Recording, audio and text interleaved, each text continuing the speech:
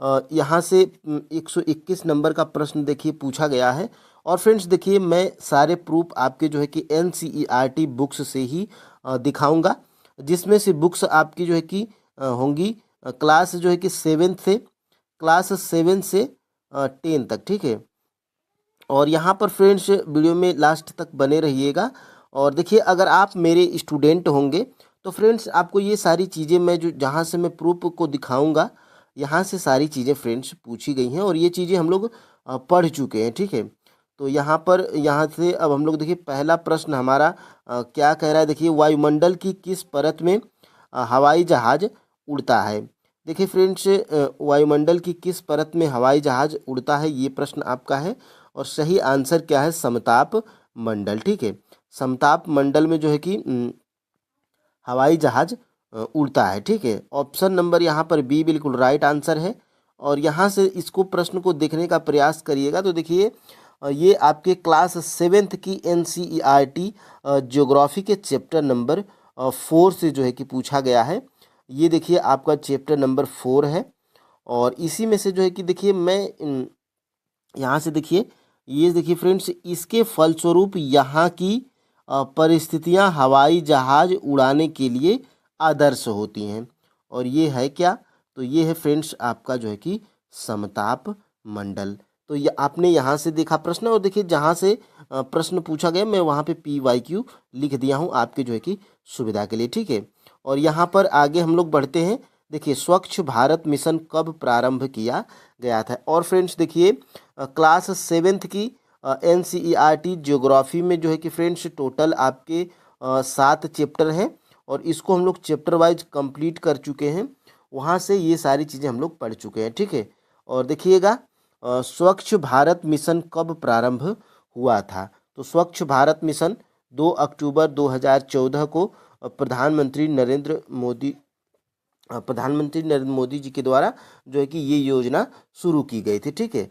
तो ये कहाँ से पूछा गया है, ऑप्शन नंबर सी यहाँ से राइट आंसर है। और यहाँ पर फ्रेंड्स देखिएगा, क्लास 7th की ही एनसीईआरटी ज्योग्राफी में जब आप चैप्टर नंबर 6 में जाएंगे, और चैप्टर नंबर 6 का नाम क्या है, मानव पर्यावरण अन्योन्य क्रिया उष्ण कटिबंधीय एवं उपोष्ण प्रदेश। देखिए, यहाँ पर मैं PYQ लिखा हूँ। और देखिए दिया गया है, सार्वभौमिकता स्वच्छता कवरेज प्राप्त करने और स्वच्छता पर ध्यान केंद्रित करने के प्रयासों में तेजी लाने के लिए भारत के प्रधानमंत्री ने 2 अक्टूबर 2014 को स्वच्छ भारत मिशन का शुभारंभ किया था। तो यहाँ से बिल्कुल एग्जैक्ट फ्रेंड्स आपके एनसीईआरटी बुक्स से लाइन बाय लाइन प्रश्न उठाया जा रहा है, ठीक है। तो आइए फ्रेंड्स, अब हम लोग अगले प्रश्न को देख लेते हैं यहाँ से। और देखिए, वायु में ऑक्सीजन का प्रतिशत है। देखिए, इतना आसान प्रश्न है फ्रेंड्स, ये पूछा गया है। और वायु में ऑक्सीजन का प्रतिशत क्या है, तो वायु में ऑक्सीजन का 21% है यहाँ पर मात्रा। और यहाँ से ऑप्शन नंबर क्या है, सी सही है, ठीक है। और यहाँ से फ्रेंड्स, अगर आप इसको देखने का प्रयास करिएगा तो जाएंगे क्लास 7th की ही एनसीईआरटी जियोग्राफी में चैप्टर नंबर 4 में, जिसका नाम क्या है फ्रेंड्स, देखिए जिसका नाम क्या है, वायु है, ठीक है। और वायु है, और जैसे ही चैप्टर स्टार्ट होगा देखिए, एक लड़की यहाँ पे ये जो है कि पूरा डायग्राम में दिखाया गया है एक लड़की के द्वारा। देखिए, यहाँ से थोड़ा सा अगर मैं इसको जूम करने का प्रयास करूँगा तो देखिए, ऑक्सीजन जो है कि फ्रेंड्स आपका 21%, नाइट्रोजन 78%, अन्य गैसेज 0.4%, आर्गन 0.93% और कार्बन डाइऑक्साइड 0.03%, ठीक है। तो एग्जैक्ट फ्रेंड्स यहीं से प्रश्न आपका पूछा गया और मैं PYQ भी यहाँ पे लिख दिया हूँ, ठीक है। अब देखिए फ्रेंड्स, आगे बढ़ते हैं। सहारा किस प्रकार का रेगिस्तान है। बिल्कुल कम से कम TRE 3.0 जो हुआ था फ्रेंड्स कैंसिल वाला 15 मार्च को, उसमें से आधे प्रश्न आपके उठा लिए गए थे क्लास 7th की एनसीईआरटी ज्योग्राफी से। लेकिन आपको सिर्फ 7th ही नहीं पढ़ना है, 7th पढ़ना है, 8th पढ़ना है, 9th पढ़ना है और 10th पढ़ना है, ठीक है। और पतले पतली बुक्स हैं, छोटे छोटे चैप्टर हैं, आप जो है कि आराम से कंप्लीट कर लेंगे, ठीक है। यहाँ से 123 नंबर का प्रश्न क्या है, देखिए, सहारा किस प्रकार का रेगिस्तान है। तो सहारा सभी को पता है, गर्म रेगिस्तान है।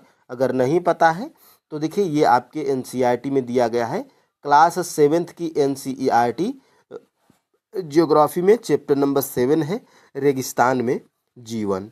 ठीक है, तो यहाँ से फ्रेंड्स देखिएगा ये चैप्टर नंबर 7 है।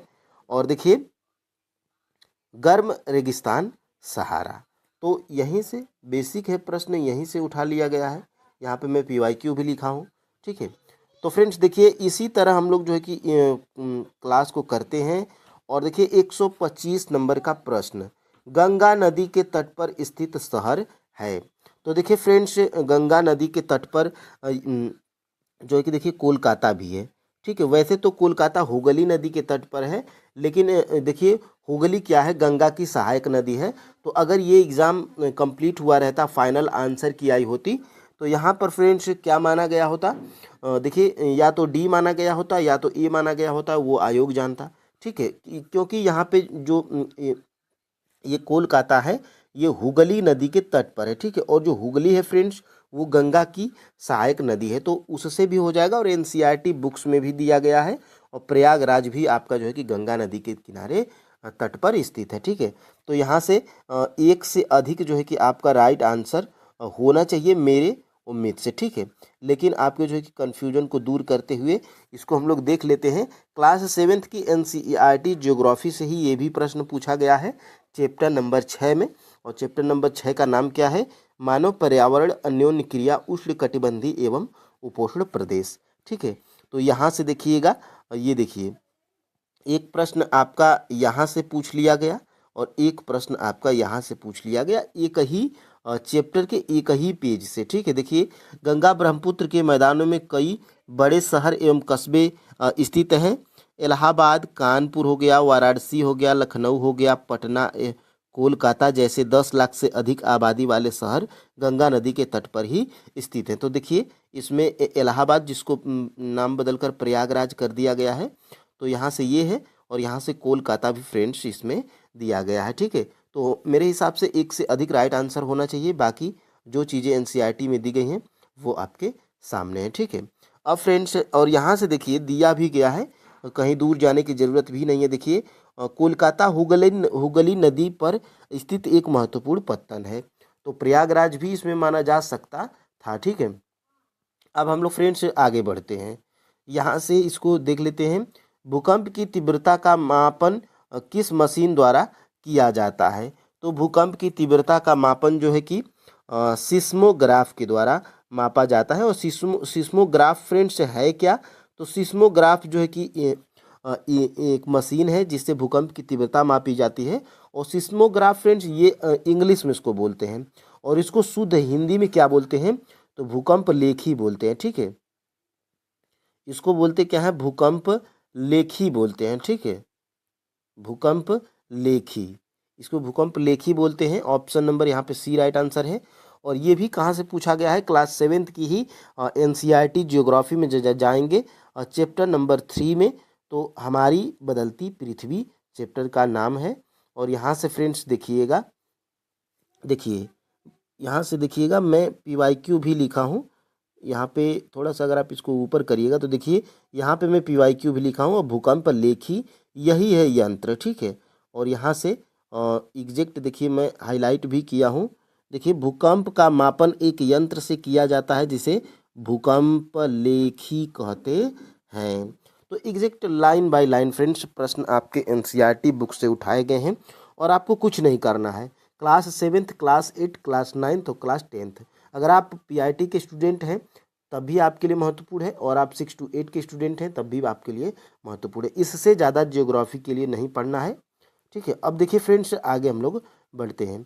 देखिए सिस्मोग्राफ का हिंदी शब्द भूकंप मापी या भूकंप लेखी है। तो ये आपके NCERT बुक्स में भी दिया गया है। ये मैं गूगल करके थोड़ा देखने का प्रयास कर रहा था। ठीक है, और यहाँ से देखिए ऊर्जा का गैर परंपरागत स्रोत है। तो गैर परंपरागत स्रोत, ये देखिए फ्रेंड्स आपके क्लास 7th में भी दिया गया है, क्लास 8th में भी दिया गया है, और क्लास जो है कि आपकी क्लास 10th की NCERT ज्योग्राफी चैप्टर नंबर 5 खनिज तथा ऊर्जा संसाधन में भी दिया गया है। देखिए ऊर्जा का गैर परंपरागत स्रोत कौन सा है, तो ये है आपके गैर परंपरागत स्रोत। ठीक है, गैर परंपरागत स्रोत किसके? ऊर्जा के।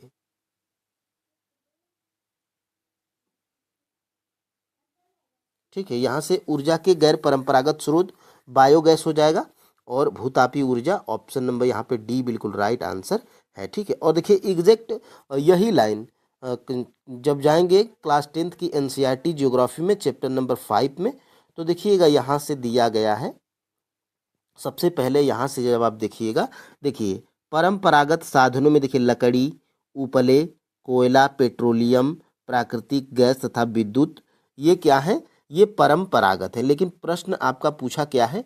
गैर परंपरागत। तो देखिए गैर परंपरागत यहाँ पे बिल्कुल एग्जैक्ट PYQ भी मैं यहाँ पे लिख दिया हूँ आपके जो है कि सुविधा के लिए।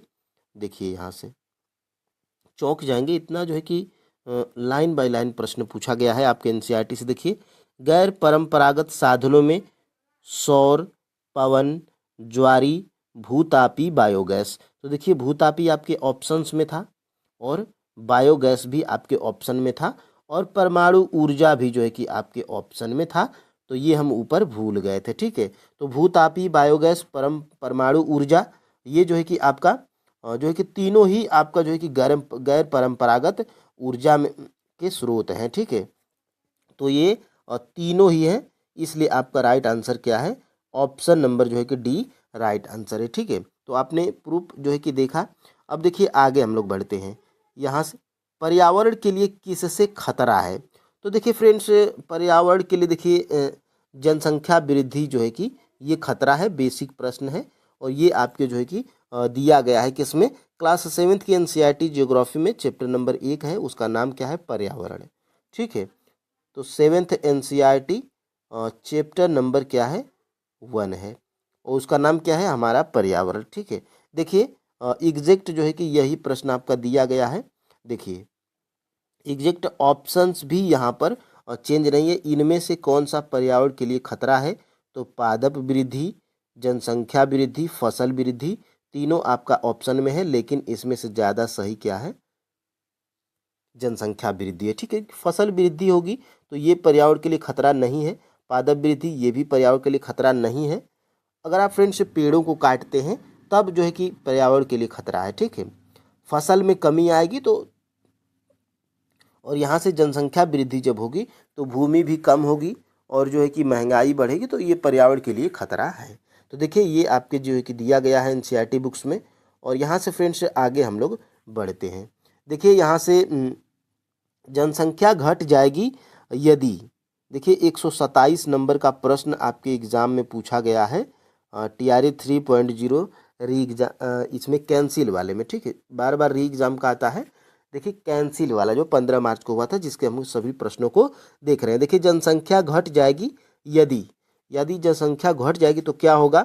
तो देखिए जन्म दर कम हो एवं मृत्यु दर अधिक हो तो क्या हो जाएगी? जनसंख्या घट जाएगी।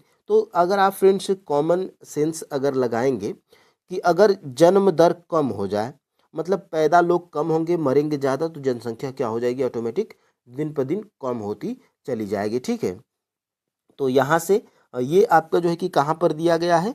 क्लास 7th की एनसीईआरटी ज्योग्राफी चैप्टर 1 नंबर जो है कि ये क्लास 8th की एनसीईआरटी ज्योग्राफी में चैप्टर नंबर 5, उसका नाम क्या है? मानव संसाधन। देखिए यहाँ से देखिए मानव संसाधन। देखिए फ्रेंड्स मैं PYQ भी यहाँ पे लिख दिया हूँ। देखिए जन्म दर से मृत्यु दर का अधिक होना जनसंख्या का कम होना दर्शाता है। देखिए डायग्राम भी बना के आपके क्लास 8th की एनसीईआरटी ज्योग्राफी में दिया गया। देखिए जनसंख्या में कमी कब होगी? जन्म दर, देखिए मृत्यु दर क्या है? अधिक है, जन्म दर कम है। ठीक है, और देखिए जनसंख्या स्थिर कब रहेगी? कि जन्म दर और मृत्यु दर दोनों समान रहेगा। और देखिए जनसंख्या में वृद्धि कब होगी? जन्म दर जो है कि ज़्यादा होगी और मृत्यु दर कम होगी, तो इसमें क्या होगा? जनसंख्या वृद्धि होगी। ठीक है, तो यहाँ से प्रश्न आपके एग्जाम में बना था और बन भी सकता है। और क्लास 8th की एनसीईआरटी ज्योग्राफी में हम लोग जो है कि 3 चैप्टर कंप्लीट भी कर चुके हैं। क्लास 7th हमारा ऑलरेडी जो है कि ख़त्म हो चुका है। ठीक है, यहाँ पर देखिएगा 129 का जो है कि निम्नलिखित में से भारत में कौन सा जैव विविधता हॉट स्पॉट है? तो 129 का जो है कि राइट आंसर जो है कि फ्रेंड्स यहाँ पर जो है कि होना चाहिए मेरे हिसाब से 1 से अधिक, ठीक है। और इसमें पश्चिमी घाट है माना। देखिए ये एग्जाम ही नहीं हुआ था तो फाइनल आंसर की में क्या है ये क्लियर नहीं है, लेकिन इसको मैं दिखा देता हूँ। 129 नंबर का प्रश्न, देखिए भारत में 4 मुख्य जैव विविधता हॉट स्पॉट हैं, और हिमालय, पश्चिमी घाट, ठीक है। और ये जो है कि ये हिमालय जो है और ये पश्चिमी घाट, ये क्या है भारत में जैव विविधता है, ठीक है। तो ये 2 ही है, और यहाँ से मेरे हिसाब से 1 से अधिक जो है कि राइट आंसर इसलिए होना चाहिए क्योंकि ये पश्चिमी घाट और नंदा देवी ये क्या है, ये देखिए हिमालय का जो है कि एक पर्वत है, और ये भी आपका भारत में ही है और जैव विविधता हॉट स्पॉट है। तो और 1 से अधिक आपका राइट आंसर होना चाहिए, ठीक है। और देखिए यहाँ से जब आप जाएंगे, देखिए देखिए यहाँ से देखिएगा, ये देखिए देखिए हिमालय के कुछ ऊंचे शिखर, ठीक है। तो इसमें देखिएगा दिया गया है, और यहाँ पर थोड़ा सा अगर आप जाएंगे तो देखिए नंदा देवी, देखिए ये भी हॉट स्पॉट आपका जो है कि भारत में है। PYQ भी यहाँ पे लिख दिया हूँ। और यहाँ से जब आप जाएंगे ऊपर तो इसमें क्या दिया गया है, देखिए यहाँ से पश्चिमी घाट की ऊंचाई, इस भाग को शिखर ऊंचे अनाईमुड़ी हो गया, ये डोडा बेटा हो गया, पूर्वी घाट का सबसे ऊंचा शिखर महेंद्रगिरी, तो ये सब क्या है भारत में ही है। तो यहाँ से पढ़े रहेंगे तो कॉमन सेंस लगा के जो है कि आप राइट आंसर कर सकते हैं। भारत में जो है कि प्रवाल भित्तियाँ, देखिए फ्रेंड्स कुछ ऐसे प्रश्न हैं जो है कि यहाँ से देखिएगा 134 नंबर का, भारत में प्रवाल भित्तियाँ पाई जाती हैं। तो ये भारत में जो है कि प्रवाल भित्तियाँ अंडमान एवं निकोबार द्वीप समूह में ही पाई जाती हैं। यहाँ पे ऑप्शन नंबर जो है कि बी बिल्कुल राइट आंसर हो जाएगा, ठीक है। तो ये जो है कि आप यहाँ पे जब आप देखिएगा, यहाँ पे भारत की बात हो रही है, तो 134 का देखिए क्लास 9th की NCERT ज्योग्राफी के चैप्टर नंबर 2 में जाएंगे तो ये प्रश्न आपको फ्रेंड्स मिल जाएगा। देखिए यहाँ से देखिएगा, यहाँ से देखिए प्रवाल भित्ति, देखिए प्रवाल भित्ति के बारे में यहाँ पर दिया भी गया है। और देखिए यह बहुल तथा बिखरे हुए हैं, यह द्वीप समूह मुख्यतः 2 भागों में बांटा गया है, उत्तर में अंडमान तथा दक्षिण में क्या है निकोबार है।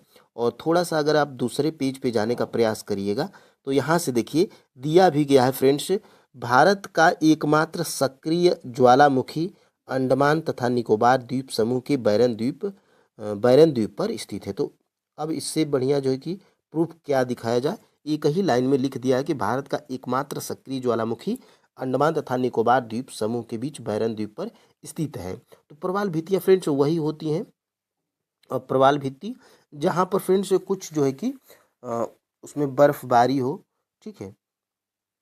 और यहाँ से आगे हम लोग बढ़ते हैं, सोन नदी का उत्पत्ति स्थल अमरकंटक कहाँ पर स्थित है? तो सबसे पहले जो है कि फ्रेंड्स देखिए यहाँ पे राइट आंसर क्या है, मैकाल श्रेणी। सोन नदी का उत्पत्ति स्थल अमरकंटक है। देखिए फ्रेंड्स सबसे पहले अमरकंटक देखिए सोन नदी का ही नहीं है, और भी नदियों का जो है कि देखिए नर्मदा हो गया, सोन हो गया, जोहिला हो गया, ये तीनों नदियों का जो है कि ये निकलती हैं कहाँ से, अमरकंटक से। तो पूछा क्या गया है कि अमरकंटक कहाँ पर स्थित है, ठीक है। तो अमरकंटक फ्रेंड्स मैकाल श्रेणी में स्थित है। देखिए सोन नदी का उत्पत्ति स्थल अमरकंटक है, ये कहाँ है तो मैकाल श्रेणी में स्थित है। तो देखिए ये आपके जो है कि क्लास 9th में भी है, 10th में भी है, और बिहार SCRT अगर आप पढ़ रहे हैं तो उसमें भी है। देखिए नर्मदा नदी, देखिए नर्मदा, सोन और जोहिला, ये तीनों का जो है कि उद्गम स्थल क्या है, अमरकंटक है। देखिए मध्य प्रदेश में अमरकंटक के निकल मैकाल की पहाड़ी, यहीं से बस आपका आंसर मिल गया, ठीक है। और फ्रेंड्स अब हम लोग आगे बढ़ते हैं, यहाँ से बिहार के किस जिले में चीनी का उत्पादन सर्वाधिक होता है? देखिए ये 1-2 प्रश्न जो बिहार स्पेशल के पूछ लिए जाते हैं वो आपको NCERT बुक्स में नहीं मिलेंगे। तो अगर आप NCERT पढ़ रहे हैं तो 1 या 2 नंबर के लिए बिल्कुल पैनिक नहीं होना है। जब आप BPSC का पूर्वावलोकन जब आप पढ़ रहे होंगे तो उसमें आपको ये सारे बेसिक प्रश्न मिल जाएंगे। बहुत पूछेगा तो चीनी पूछ लेगा, गेहूँ पूछ लेगा, धान पूछ लेगा, लीची पूछ लेगा। यही सब फ्रेंड्स जो है कि पूछता है बिहार स्पेशल में। बिहार के किस जिले में चीनी का उत्पादन सर्वाधिक होता है? तो पश्चिमी चंपारण में होता है, क्योंकि ये गन्ने का जो है कि उत्पादन जो है कि प्रथम स्थान है। ठीक है, यानी कि बिहार के पश्चिमी चंपारण जिले में गन्ने का उत्पादन सर्वाधिक होता है, और गन्ने का उत्पादन होने के कारण जो है कि यहाँ पे चीनी भी जो है कि उत्पादन सर्वाधिक होता है। ठीक है, तो ऑप्शन नंबर यहाँ से बी राइट आंसर है। और 90 का ये देखिए क्लास 10th के बिहार SCRT बुक्स में जो है कि दिया भी गया है। यहाँ पर आप जो है कि देख पा रहे होंगे गन्ना। देखिए गन्ने के उत्पादन में पश्चिमी चंपारण पहले स्थान पर है, जबकि दूसरे स्थान पर और तीसरे स्थान पर क्रमशः गोपालगंज और पूर्वी चंपारण है। तो बस आपका आंसर यहाँ से निकल गया। और यहाँ से देखिएगा बिहार के किस जिले में गेहूं का उत्पादन होता है? तो रोहतास में होता है।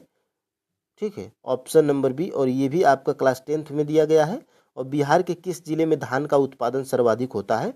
तो रोहतास में होता है। ठीक है, तो ये भी आपके क्लास 10th के बिहार SCRT बुक्स में दिया गया है।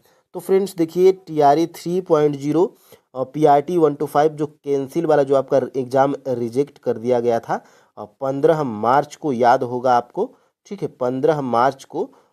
ठीक है, तो उसके जो है कि ज्योग्राफी के हम लोग 15 से 16 प्रश्नों का प्रूफ देखे हैं, जिसमें कि सभी प्रश्न आपके NCERT बुक्स से पूछे गए हैं। और TRE 1, 2 और 3 जो री एग्जाम हुआ था वो हम देख लिए हैं, और कैंसिल वाला, यानी कि अब हम लोग को जो है कि PRT के सभी प्रश्नों को देख चुके हैं।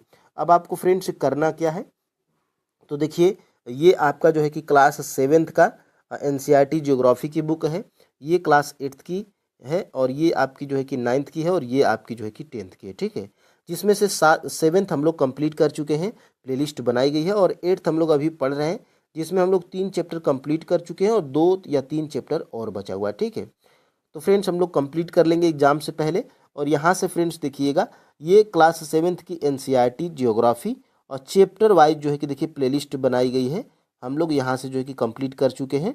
और यहाँ से फ्रेंड्स आप जो है कि ये क्लास जो है कि देख लीजिएगा। ठीक है, और देखिए क्लास 8th की हम लोग 3 चैप्टर कंप्लीट किए हैं, और आगे भी हम लोग इसको कंप्लीट कर लेंगे। देखिए 9th का भी हम लोग बहुत पहले 6-7 महीने पहले पढ़ चुके हैं, लेकिन इसको अभी हम लोग न्यू से करेंगे। ठीक है, और ये क्लास 10 का है, ये भी प्लेलिस्ट बनाई गई, अगर आप अभी से पढ़ना चाहते हैं तो फ्रेंड्स आप जो है कि पढ़ लीजिएगा। ठीक है, तो क्लास आपको कैसी लगी कमेंट में ज़रूर बताइएगा। और कल कमेंट आया था कि सर आप जो है कि कैंसिल वाला जो है कि पेपर कब कराएंगे, तो मैं 2 दिन बाद बोला था, लेकिन मैं जो है कि रात में ही जो है कि ये आपको जो है कि इस कैंसिल वाले पेपर को खोजा, और फिर उसके बाद प्रश्नों को अपने जो है कि NCERT बुक्स से ढूंढा। ठीक है, जैसे ही फ्रेंड्स मैं पेपर देखा, और जैसे ही जो है कि मैं TRE 1, 2 और 3 सभी का प्रूफ दिखाया हूँ, और class 7th, 8th, 9th, 10th सभी मैं आपको पढ़ा ही रहा हूँ, तो मुझे सब याद हो गया फ्रेंड्स कि ये प्रश्न जो है कि ये सारे प्रश्न 7th से हैं, ये 8th से है, ये 9th से और 10th से। तो थोड़ा मुझे कम समय लगा, लेकिन फिर भी 1 या 2 घंटे लग गया था। ठीक है, तो आप जो है कि कमेंट में हमें ज़रूर बताइएगा। और फ्रेंड्स आज के लिए इतना ही। जय हिंद। हेलो फ्रेंड्स, आपके अपने YouTube channel Krishna question fact में आपका स्वागत है।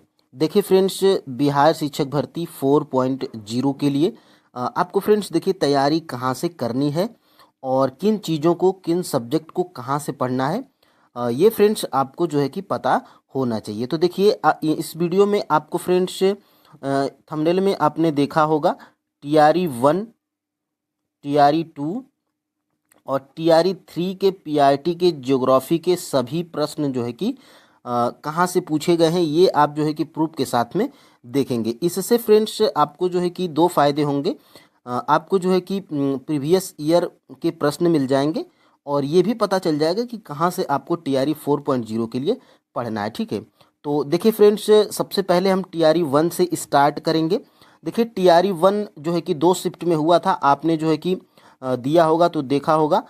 देखिए बॉयज़ का जो है कि लड़कों का अलग शिफ्ट था, और लड़कियों का जो है कि अलग शिफ्ट था। ठीक है, तो फ्रेंड्स देखिए यहाँ पर सबसे पहले स्क्रीन पे आपको एक प्रश्न दिखाई दे रहा होगा, जिसको मैं जो है कि कल भी इसको करवाया था, क्योंकि इसको फ्रेंड्स इस टाइम हम लोग क्लास 7th की NCERT ज्योग्राफी की हम लोग पढ़ रहे हैं। ठीक है, तो देखिए ये 51 नंबर का जो प्रश्न है, ये फ्रेंड्स आपके TRE 1 PRT बॉयज वाले शिफ्ट में पूछा गया था। देखिए प्रश्न है क्या, भूकंप के संबंध में निम्नलिखित में से कौन सा कथन सत्य है? तो देखिए फ्रेंड्स, भूकंप के संबंध में निम्नलिखित में से कौन सा कथन सत्य है? ये फ्रेंड्स फाइनल आंसर की के साथ में इसका राइट आंसर क्या है? उपर्युक्त में से एक से अधिक। तो फ्रेंड्स देखिए, उपर्युक्त में से एक से अधिक। और देखिए यहाँ पे ये प्रश्न पूछा कहाँ से गया है? तो ये देखिए क्लास 7th की NCERT, क्लास 7th की NCERT जिसको हम लोग इस टाइम पढ़ रहे हैं, उसमें फ्रेंड्स जब आप जाएंगे चैप्टर नंबर 3, चैप्टर नंबर 3 क्या है? हमारी बदलती पृथ्वी। उसमें जब फ्रेंड्स आप जाएंगे तो यहाँ पर आपको जो है कि दिखाई दे रहा होगा, यहाँ से देखिए पी तरंगे अनुदैर्ध्य तरंगे होती हैं, ठीक है। लेकिन फ्रेंड्स यहाँ पर क्या दिया गया है? पी तरंगे अनुप्रस्थ तरंगे होती हैं। तो इसलिए ये ऑप्शन आपका गलत है और इसमें आपका राइट आंसर क्या है? उपर्युक्त में से एक से अधिक। क्योंकि फ्रेंड्स देखिए, जानवरों के व्यवहार का अध्ययन स्थानीय लोगों द्वारा अपनाई गई भूकंप की भविष्यवाणी के तरीकों में से एक है, ये सही है। और धरातल पर उद्गम केंद्र के ऊपर स्थान को अधिकेंद्र कहते हैं, ठीक है। तो देखिए ये आपको जो है कि दिखाई दे रहा होगा, क्लास 7th की NCERT ज्योग्राफी में चैप्टर नंबर 3 आप जाएंगे, हमारी बदलती पृथ्वी, तो उसमें आपको ये चीज़ मिल जाएगी। जैसे एक ऑप्शन यहाँ से क्लियर होगा और दूसरा ऑप्शन देखिए ये देखिए उद्गम केंद्र के ऊपर क्या होता है? अधिकेंद्र होता है, ठीक है। तो यहाँ से ये प्रश्न आपका क्लियर हो जाता है। और देखिए उसी चैप्टर में थोड़ा सा अगर आप जाएंगे तो देखिए यहाँ से हमारा पर्यावरण नाम है फ्रेंड्स, क्लास 7th की NCERT ज्योग्राफी का, ठीक है। यहाँ पर देखिए यहाँ पर एक ऑप्शन आपका यहाँ से क्लियर हो जाएगा। स्थानीय लोग कुछ सामान्य तरीकों से भूकंप की संभावना का अनुमान लगाते हैं। जानवरों के व्यवहार का अध्ययन, तालाब में मछलियों की उत्तेजना, सांपों का धरातल पर आना। तो देखिए फ्रेंड्स एक प्रश्न आपका यहाँ से मिल गया। अब देखिए फ्रेंड्स आगे हम लोग बढ़ते हैं, यहाँ से दूसरे प्रश्न को देखते हैं। देखिए ये भी आपके क्लास 7th की NCERT में से ही पूछा गया है। देखिए 55 नंबर का प्रश्न क्या है? निम्नलिखित में से कौन सा विकल्प पृथ्वी की सतह से शुरू होकर वायुमंडल की परतों का सही क्रम क्या है? तो फाइनल आंसर की के साथ में आयोग द्वारा इसका राइट आंसर क्या माना गया है? उपर्युक्त यहाँ पे ऑप्शन नंबर ए माना गया है, ठीक है। और यहाँ से फ्रेंड्स ये भी प्रश्न आपके क्लास 7th की NCERT और चैप्टर नंबर कौन है? चैप्टर नंबर 4 है। और चैप्टर नंबर 4 का क्या नाम है? वायु, ठीक है, जिसको हम लोग पढ़ चुके हैं। और यहाँ पर देखिएगा ये जो है कि परतों का क्रम दिया गया है। क्षोभ मंडल, समताप मंडल, मध्य मंडल और वाम मंडल को हम लोग क्या बोलते हैं? ताप मंडल भी बोलते हैं। और देखिए बहिर्मंडल। तो एक प्रश्न आपका फ्रेंड्स यहाँ से पूछा गया था, ठीक है। और कहाँ पूछा गया था? तो ये फ्रेंड्स TRE 1 में बॉयज़ वाले शिफ्ट में ही पूछा गया था, 1 to 5 PRT में, ठीक है। अब हम लोग फ्रेंड्स आगे हम लोग बढ़ते हैं, यहाँ से और भी प्रश्नों को हम लोग देखेंगे। यहाँ से देखिए अमेजन बेसिन में एक बड़े मकान को क्या नाम दिया गया है जिसकी छत की तिरछी खड़ी ढाल होती है? तो देखिए TRE 1 में ही लड़कों का अलग शिफ्ट और लड़कियों का अलग शिफ्ट, तो दो प्रश्न आपने देखा था लड़कों के शिफ्ट का, और ये प्रश्न देखिए आपका जो है कि है लड़कियों वाले शिफ्ट में। देखिए मैं अभी यहाँ पर देखिए TRE 1 PRT में गर्ल्स वाले शिफ्ट में ये प्रश्न पूछा गया था।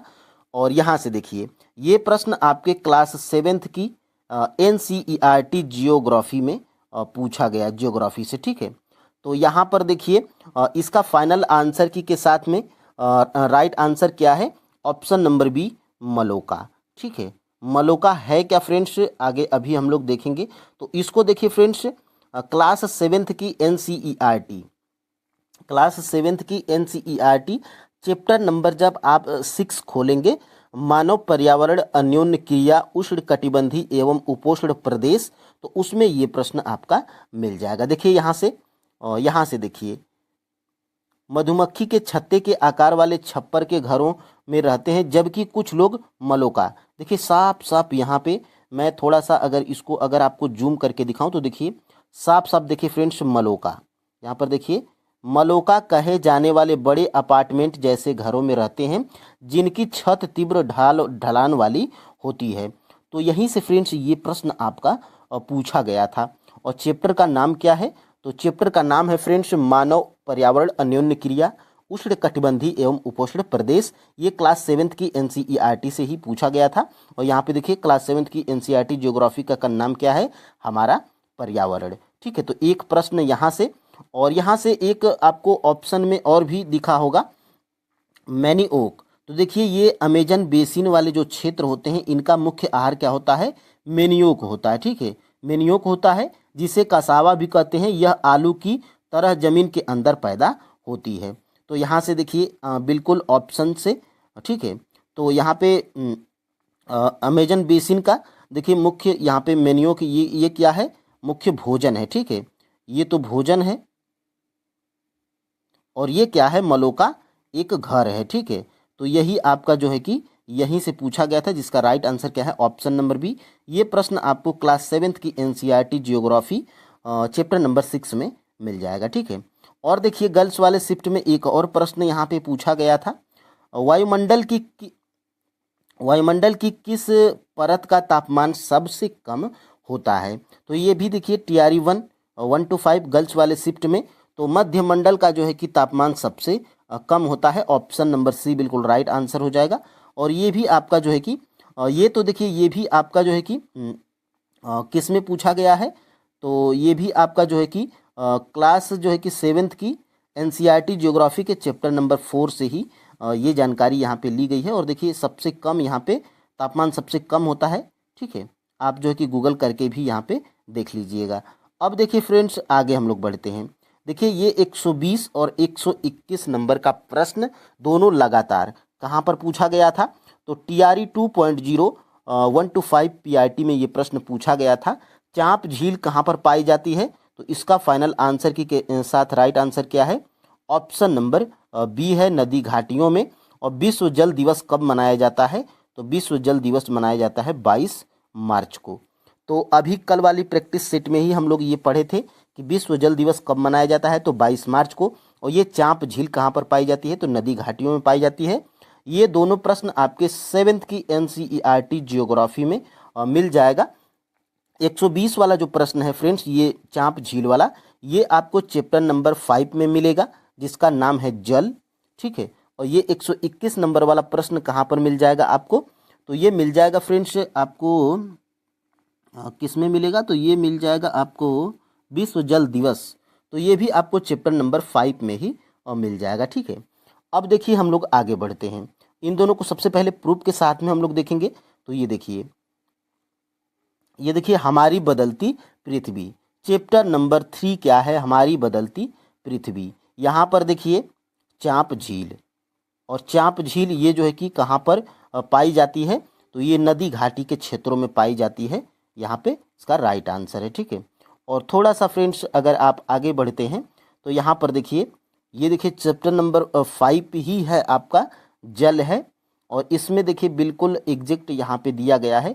क्या आप जानते हैं, जिसको चैप्टर को हम लोग कल ही कंप्लीट किए थे, 22 मार्च को विश्व जल दिवस मनाया जाता है। तो फ्रेंड्स यहाँ से आपको ये अंदाज़ा धीरे धीरे लग रहा होगा कि कहाँ से फ्रेंड्स हमें पढ़ना है। ये देखिए 119 नंबर का प्रश्न है, जो कि टीआरई 2.0 पीआरटी 1 to 5 में पूछा गया था।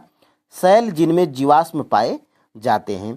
तो ये भी आपका क्लास 7th की एनसीईआरटी के चैप्टर नंबर 2 से पूछा गया था। चैप्टर नंबर 2 का नाम क्या है फ्रेंड्स? तो चैप्टर नंबर 2 का नाम है हमारी पृथ्वी के अंदर। ठीक है, तो इसका राइट आंसर क्या है फ्रेंड्स? इसका राइट आंसर है औषधि सेल। औषधि सेल जिसमें जो है कि जीवाश्म पाए जाते हैं। अभी इसको जो है कि प्रूफ के साथ में यहाँ पे देखने का प्रयास हम लोग करेंगे। तो देखिए यहाँ से देखिए आगे हम लोग यहाँ से देखेंगे। देखिए ये अदृढ़ अवसाद दबकर एवं कठोर सेल की परत बनाते हैं। इस प्रकार के सेलों को औषधि सेल कहते हैं। उदाहरण के लिए बलुआ पत्थर रेत के दानों से बनता है। इन सेलों में पौधों, जानवरों एवं अन्य सूक्ष्म जीवाणुओं जो कभी इन सेलों पर रहे हैं वे जीवाश्म भी हो सकते हैं। तो ये औषधि आपका जो है कि राइट आंसर हो जाएगा। ठीक है, तो फ्रेंड्स इससे आपको जो है कि आंकड़ा क्या लग रहा होगा? यहाँ पे एक और प्रश्न आप जो है कि देख लीजिए 31 नंबर का, ज्वालामुखी क्रिया की अंतिम प्रतीक क्या है? TRE 3.0 री एग्जाम और PRT में पूछा गया था। देखिए फ्रेंड्स, अभी आपने जो है कि 2, 2, 4 और 4, 3, 7, अभी 7 प्रश्न आपने जो है कि देखा, जो कि केवल क्लास 7th की NCERT जियोग्राफी से पूछा गया था। ठीक है, तो इसका जो है कि ज्वालामुखी क्रिया का अंतिम प्रतीक क्या है? धुआंरे है, गैस है, राख है, और ये भी आपके जो है कि दिया गया है किसमें? तो ये भी आपके जो है कि दिया गया है हमारी पृथ्वी के अंदर चैप्टर नंबर 2 से। देखिए यहाँ से गैस, राख, धुआंरे अंतिम प्रतीक है ज्वालामुखी का। ठीक है, तो यहाँ से ये प्रश्न आपका पूछ लिया गया था। और फ्रेंड्स देखिए, अब मैं आपको अंदाज़ा लग गया होगा। तो देखिए फ्रेंड्स, अभी मैं ऊपर जो 7 प्रश्नों को बताया था, 8 प्रश्नों को, ये आपके क्लास 7th की NCERT जियोग्राफी से पूछे गए हैं। और अभी देखिए क्लास 7th की NCERT जियोग्राफी के हम लोग चैप्टर वाइज कर रहे हैं। हमारे इसी चैनल पर प्लेलिस्ट बनाई गई। देखिए चैप्टर इसमें 1 है, 2 है, और यहाँ पे देखिए पार्ट 2 है। चैप्टर वाइज हम लोग कर रहे हैं, और इसमें भी हम लोग प्रूफ के साथ में देखते हुए चलते हैं, और सभी MCQs बिल्कुल बुक से ही हाईलाइट करके हम लोग पढ़ते हैं। ठीक है, और यहाँ से फ्रेंड्स देखिए, अब आपको यहाँ पे मैं बता दूँ TRE 4.0 के लिए पढ़ना क्या है। तो क्लास 7th की NCERT जियोग्राफी, क्लास 8 की, क्लास 9 की और क्लास 10th की, जिसमें फ्रेंड्स 7 हम लोग का अभी 2 चैप्टर बचा हुआ है, ये भी कंप्लीट हो जाएगा। क्लास 9th और 10th हम लोग कंप्लीट कर चुके हैं। फिर उसके बाद बचेगा हमारा क्लास 8th का। इसको भी मैं फ्रेंड्स बहुत ही जल्द आपके जो है कि कंप्लीट करवा दूंगा। ठीक है, ये देखिए आपका क्लास 9th का चैप्टर वाइज प्लेलिस्ट बनाई गई है। हम लोग क्लास कर चुके हैं 6 महीना पहले ही। ठीक है, और ये देखिए 4 महीना पहले क्लास जो है कि 10th की NCERT जियोग्राफी की हम लोग कंप्लीट कर चुके हैं, और चैप्टर वाइज फ्रेंड्स। ठीक है, बिल्कुल बुक से ही। तो फ्रेंड्स अब आइए, अब हम लोग आगे सभी प्रश्नों को देखते हैं, जितने प्रश्न आपके TRE 1, 2, 3 में बचे हैं। ठीक है, ये जो है कि 54 नंबर का प्रश्न जो है कि आपके TRE 1 में पूछा गया था। अगर आप PRT यानी कि 1 to 5 के स्टूडेंट हैं और आपने TRE 1 दिया था, तो आपको ये जो है कि पता होगा कि ये प्रश्न पूछा गया था। देखिए TRE 1, TRE 2 और TRE 3 के सभी PRT के क्वेश्चंस पेपर हमारे टेलीग्राम चैनल पे अवेलेबल हैं। इस वीडियो के डिस्क्रिप्शन बॉक्स में टेलीग्राम चैनल का लिंक है, वहाँ से आप जो है कि ज्वाइन कर लीजिएगा। यहाँ से देखिए, निम्नलिखित में से कौन सा देश अमेजन नदी बेसिन का एक हिस्सा है? तो फ्रेंड्स इसका जो है कि राइट आंसर क्या हो जाएगा? तो इसका जो है कि फ्रेंड्स राइट आंसर है वेनेजुएला। वेनेजुएला फ्रेंड्स ये वो देश है जो अमेजन नदी बेसिन का एक हिस्सा है। और यहाँ से ये प्रश्न देखिए फ्रेंड्स, ये प्रश्न आपका कहाँ से पूछा गया था? तो ये प्रश्न फ्रेंड्स आपका जो है कि पूछा गया था जब आप क्लास 7th की NCERT जियोग्राफी में चैप्टर नंबर 6 जाएंगे। तो उस जो है कि चैप्टर 6 का नाम क्या है? तो मानव पर्यावरण, अन्योन्य क्रिया, उष्ण कटिबंधी एवं उपोष्ण प्रदेश। तो ये आपका चैप्टर है, और यहीं से जो है कि ये प्रश्न आपका पूछा गया था। देखिए फ्रेंड्स, बिल्कुल यहाँ से देखिए अमेजन बेसिन में जीवन। तो देखिएगा यहाँ से मैं पीले कलर से हाईलाइट भी कर रखा हूँ। देखिए अमेजन नदी, देखिए मैं थोड़ा सा अगर इसको जूम करके आपको दिखाऊं, तो देखिए अमेजन नदी में बहुत सारी सहायक नदियाँ मिलकर अमेजन बेसिन का निर्माण करती हैं। यह नदी बेसिन ब्राज़ील के कुछ भागों, पेरू के कुछ भागों, और देखिए बोलीविया, इक्वाडोर, कोलंबिया एवं वेनेजुएला। तो एक ही यही ऑप्शंस में था इन सभी देशों में, तो वेनेजुएला जो है कि आपका राइट आंसर हो जाएगा। तो ये सारी अगर आप वीडियो को लास्ट तक देख लेते हैं सारे प्रश्नों को, तो ये फ्रेंड्स आप श्योर हो जाएंगे। और मैं वीडियो के लास्ट में जो है कि आपको ज्योग्राफी कहाँ कहाँ से पढ़ना है वो भी आपको बताऊंगा। तो ये आपका जो है कि प्रश्न था अमेजन बेसिन में जीवन, जो कि वेनेजुएला था, आपका आंसर था। ठीक है, तो यहाँ से ये प्रश्न जो है कि पूछा गया था। और फ्रेंड्स अगर हम लोग आगे बढ़ेंगे तो देखिएगा यहाँ से इसको जो है कि करवा चुका हूँ, लेकिन सभी प्रश्नों को एक साथ करवा रहा हूँ, इसलिए फ्रेंड्स ये आपको जो है कि दिखाना पड़ रहा है। ये देखिए 49 नंबर का प्रश्न आपके जो है कि TRE 1 के PRT में ज्योग्राफी में ही प्रश्न पूछा गया था। छोटा नागपुर क्षेत्र के मुंडा और संथाल निम्नलिखित में से किस पेड़ की पूजा करते थे? तो ये फ्रेंड्स जो है कि किस पेड़ की पूजा करते थे? तो कदम्ब और जो है कि महुआ की पूजा करते थे। ठीक है, तो यहाँ से महुआ आपके ऑप्शन में नहीं है, तो यहाँ से फ्रेंड्स आपका जो है कि ऑप्शन नंबर सी बिल्कुल राइट आंसर हो जाएगा। ठीक है, तो ये प्रश्न देखिए कहाँ से पूछा गया था। तो ये प्रश्न जब आप क्लास 10th की एनसीईआरटी जियोग्राफी के चैप्टर नंबर 2 में जाएंगे, जिस चैप्टर का नाम है वन एवं वन्य जीव संसाधन, तो उसी में से ये प्रश्न जो है कि पूछा गया था। और मैं इसको जो है कि प्रूफ के साथ में भी यहाँ पे दिखाने का प्रयास करूंगा। देखिए यहाँ से छोटा नागपुर क्षेत्र, मुंडा एवं संथाल जनजातियां, महुआ और यहाँ से कदम्ब, तो बिल्कुल एग्जैक्ट यहीं से जो है कि प्रश्न ये उठाया गया था। अब फ्रेंड्स हम लोग आगे बढ़ते हैं। देखिएगा यहाँ से 50 नंबर का प्रश्न ये भी आपके TRE-1 PRT में ज्योग्राफी के सेक्शन में पूछा गया था। देखिए निम्नलिखित में से किसकी खेती जायद के मौसम में की जाती है। तो ये जायद के मौसम में जो है कि की जाती है किसकी खेती, खरबूज की, खीरा की और तरबूज की। तो इसीलिए फ्रेंड्स इसका राइट आंसर क्या हो जाएगा, ऑप्शन नंबर डी बिल्कुल राइट आंसर हो जाएगा। ये भी प्रश्न जब आप जाएंगे क्लास 10th के एनसीईआरटी के चैप्टर नंबर 4 में, जिस चैप्टर का नाम है कृषि, उसी में से ये जो है कि प्रश्न जो है कि आपका पूछा गया था। और यहाँ से फ्रेंड्स देखिएगा बिल्कुल मैं यहाँ पे TRE-1 और PRT PYQs भी लिख दिया हूँ। देखिए रबी और खरीफ फसल ऋतुओं के बीच ग्रीष्म ऋतु में बोई जाने वाली फसल को जायद कहा जाता है। और जायद ऋतु में मुख्य देखिए तरबूज, खरबूज और खीरे, बिल्कुल एग्जैक्ट यहीं से जो है कि प्रश्न आपका उठाया गया था। अब देखिए फ्रेंड्स आगे हम लोग बढ़ते हैं। यहाँ से ये भी प्रश्न आपके TRE-1 PRT में ज्योग्राफी में पूछा गया था 55 नंबर का। देखिए निम्नलिखित में से कौन सा विकल्प पृथ्वी की सतह से शुरू होकर वायुमंडल की परत का सही क्रम है। तो इसका जो है कि फ्रेंड्स राइट आंसर क्या हो जाएगा, इसका जो है कि राइट आंसर है फ्रेंड्स आपका option number A. Option number A बिल्कुल राइट आंसर है। यहाँ पर ये देख लीजिए।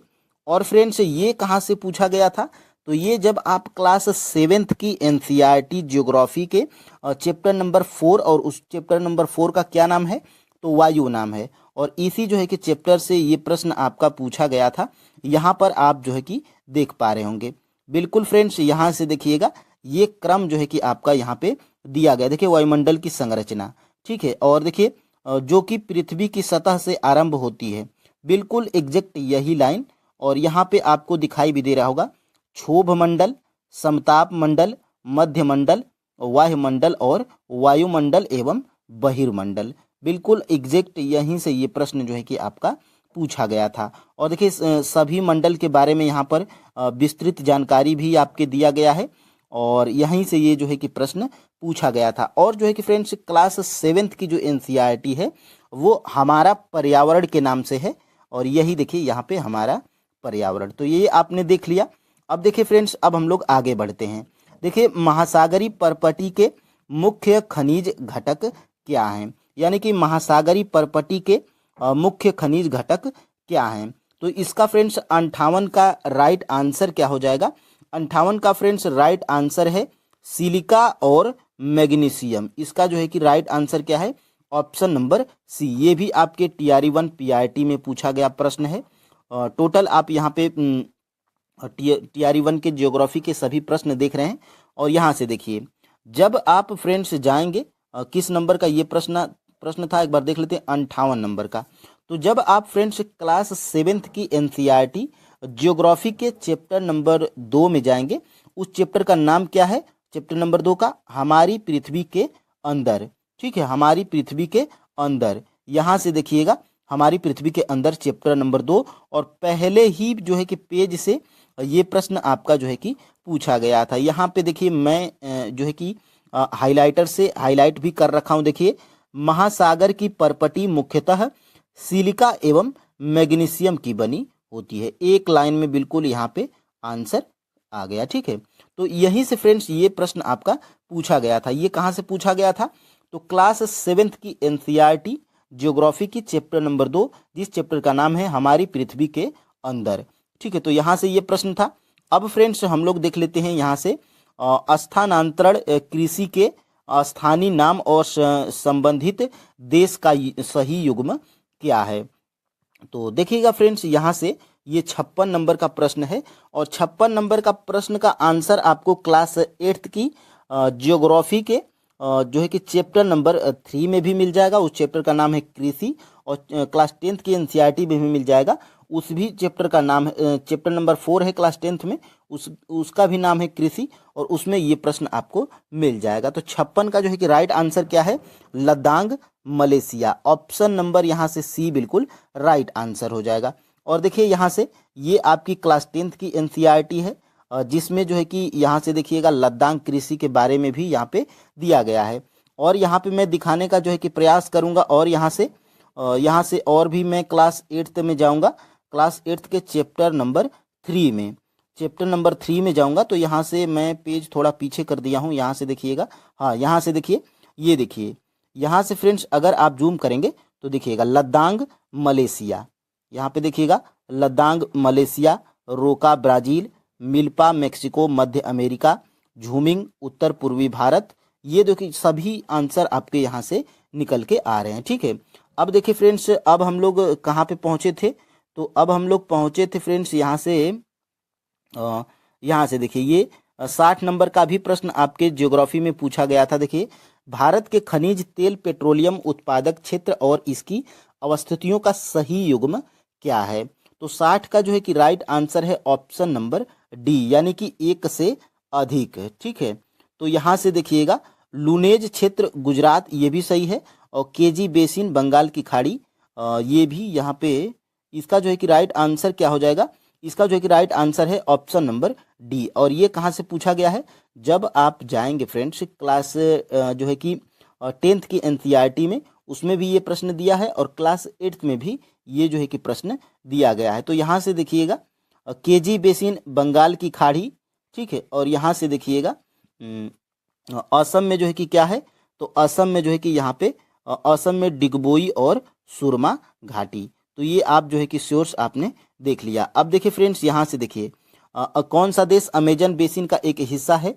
तो वेनेजुएला। ये मैं पहले ही आपको बता दिया था। देखिए अमेजन नदी में बहुत सारी सहायक नदियाँ मिलकर अमेजन बेसिन का निर्माण करती हैं। यह नदी बेसिन ब्राज़ील के भागों, पेरू के कुछ भागों, और बोलिविया, इक्वाडोर, कोलंबिया तथा वेनेजुएला।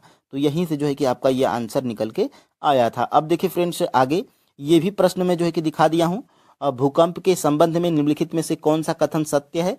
तो ऑप्शन नंबर ए और ऑप्शन नंबर सी दोनों सही है, इसलिए ऑप्शन नंबर यहाँ पे डी बिल्कुल राइट आंसर है। और यहाँ पे इन दोनों का भी मैं सोर्स आपको दिखा दिया हूँ। देखिए यहाँ से भूकंप के बारे में दिया गया है, और ये देखिए ये आपका जो है कि ये कौन से नंबर का जो है कि प्रश्न था? 51 नंबर का। 51 नंबर का जो है कि राइट आंसर क्या है? 51 नंबर का जो है कि राइट आंसर क्या है? ऑप्शन नंबर डी है। ठीक है, पी तरंगे अनुप्रस्थ तरंगे हैं, और जानवरों के व्यवहार का अध्ययन स्थानीय लोगों द्वारा अपनाई गई भूकंप की भविष्यवाणी के तरीके में से एक है। तो ऑप्शन नंबर यहाँ से डी बिल्कुल राइट आंसर है। और ये प्रश्न जो है कि आपका कहाँ से पूछा गया था? तो 7th की एनसीईआरटी चैप्टर नंबर 3, और 7th की एनसीईआरटी की जो ज्योग्राफी है वो किस नाम से आती है?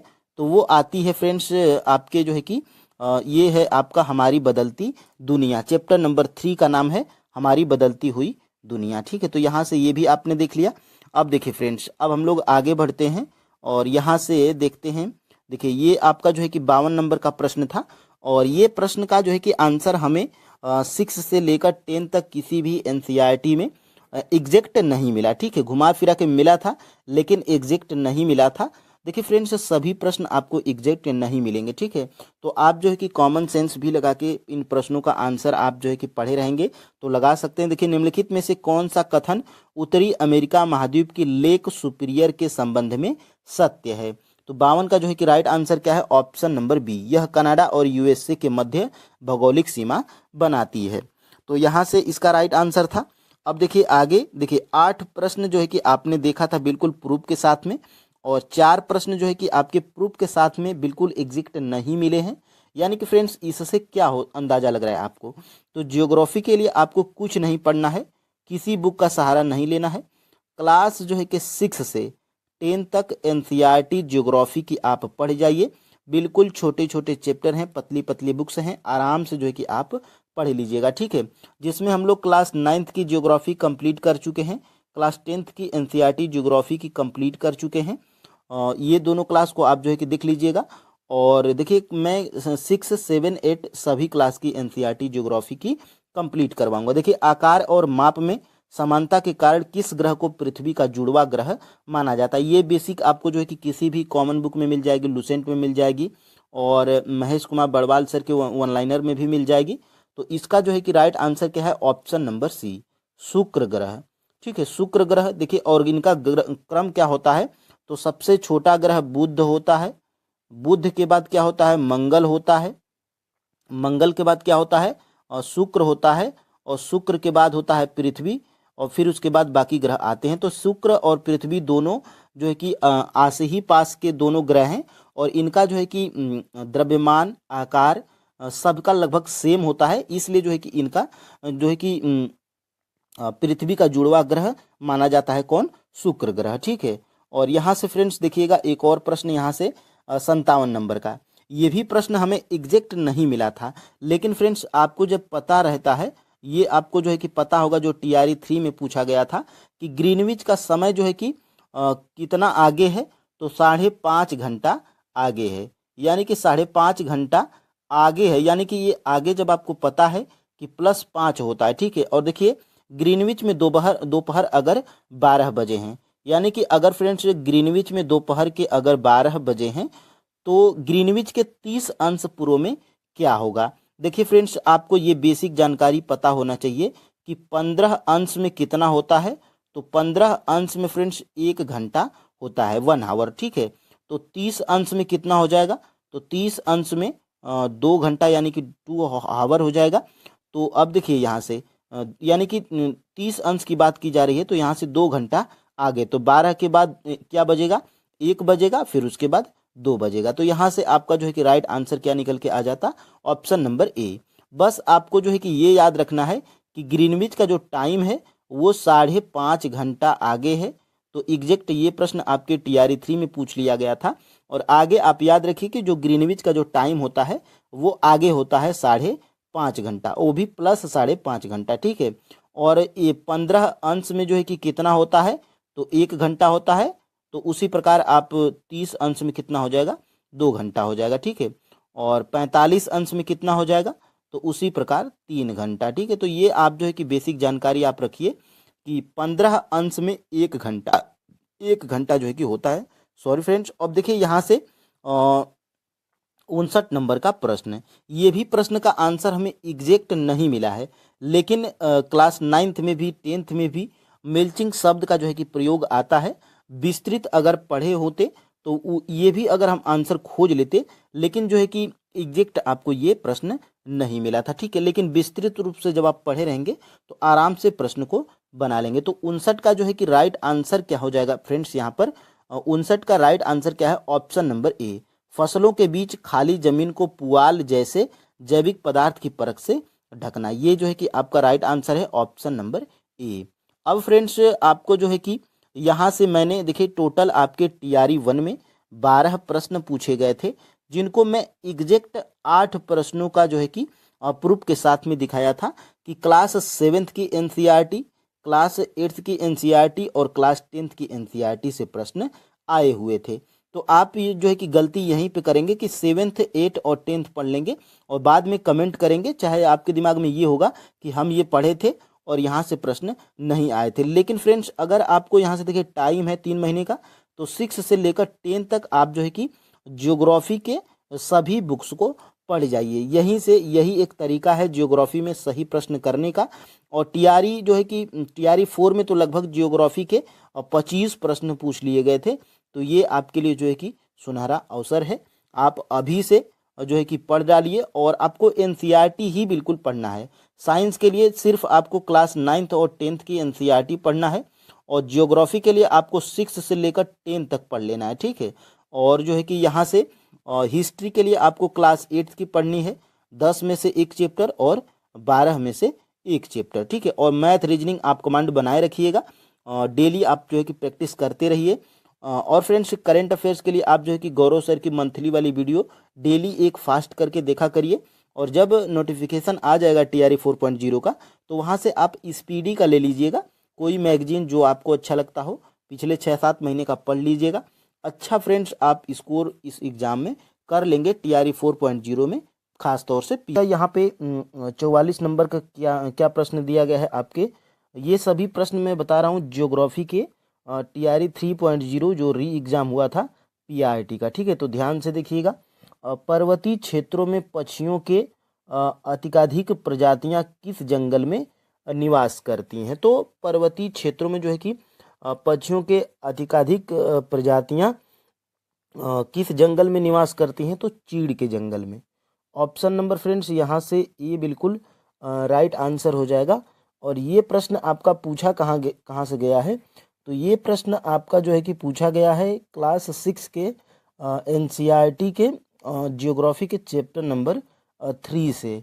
यहाँ पर फ्रेंड्स आप जो है कि देख पा रहे होंगे, यहाँ से देखिएगा, पर्वतीय ढलानों की प्रायः एक प्रकार का एक वन है जिसे पर्वतीय वन कहते हैं, और यह देखिए पाइन या चीड़ है, ठीक है। तो यहीं से ये प्रश्न जो है कि पूछा गया था, और इसी में जो है कि पक्षियों की अधिकाधिक प्रजातियां भी पाई जाती हैं, ठीक है। तो यहाँ से देवदार यहाँ पे ऑप्शन में नहीं था, तो यहाँ से फ्रेंड्स देखिएगा बाज, चीड़ के जंगल और झाड़ियों के जंगल, तो चीड़ यहाँ पे आपका राइट आंसर हो जाएगा।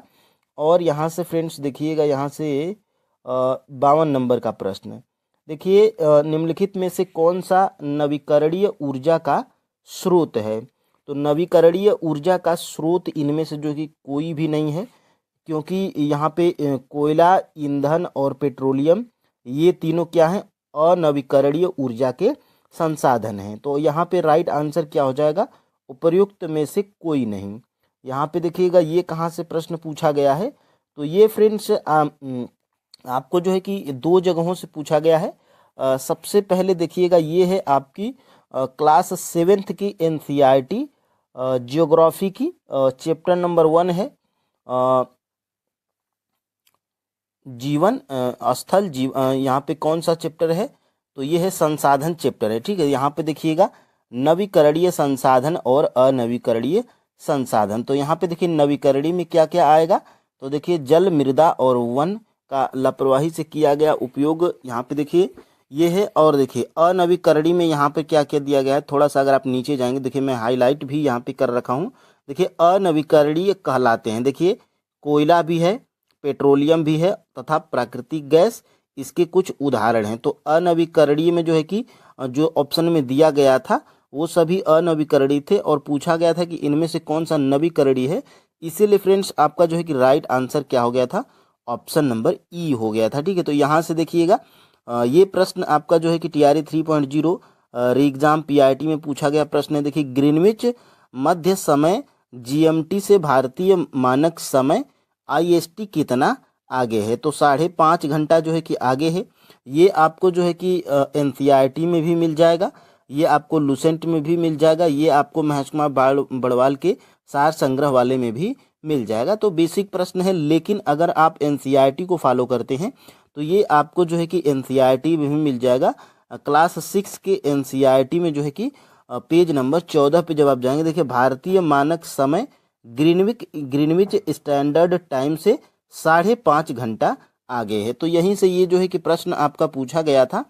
और यहाँ से देखिएगा आगे, राष्ट्रीय उद्यान में सुरक्षा दी जाती है। तो राष्ट्रीय उद्यान में जो है कि किनको सुरक्षा दी जाती है, तो जंतु जात को भी दी जाती है, पादप जात को भी दी जाती है, लेकिन यहाँ पे दोनों ऑप्शन में केवल दिया है, तो केवल पादप जात को नहीं दी जाती है और केवल जंतु जात को नहीं दी जाती है, ये बल्कि संपूर्ण पारिस्थितिकी तंत्र को दी जाती है राष्ट्रीय उद्यान में सुरक्षा। यहाँ पर देखिएगा क्लास 8 के NCERT के पेज नंबर जब आप 18 और 19 पर जाएंगे, तो देखिएगा यहाँ से राष्ट्रीय उद्यान, यहाँ पे वर्तमान और भविष्य की पीढ़ी के लिए एक या एक से अधिक परितंत्रों की पारिस्थितिक एकता की रक्षा के लिए नामित किया जाता है। तो ये भी प्रश्न आपका जो है कि NCERT से ही पूछ लिया गया था। और यहाँ से देखिए वो आपका जो है कि कौन सा था, तो ये था आपका जो है कि यहाँ से क्लास 8 की।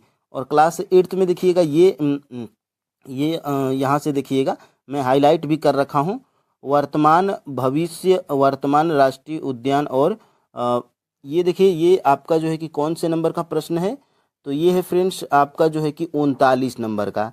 तो 39 नंबर का क्लास 8th की एनसीईआरटी में ये प्रश्न जो है कि दिया गया है संपूर्ण जो है कि। और यहाँ से फ्रेंड्स देखिएगा आगे, यहाँ से ज्वालामुखी क्रिया की अंतिम प्रतीक क्या है। तो यहाँ से जब मैं थोड़ा सा अगर आपको जूम करके दिखाऊं तो गैस राख धुआं सब जो है कि ये अंतिम प्रतीक हैं। तो यहाँ से धुआंरे वतिमुख ये आपका जो है कि राइट आंसर हो जाएगा।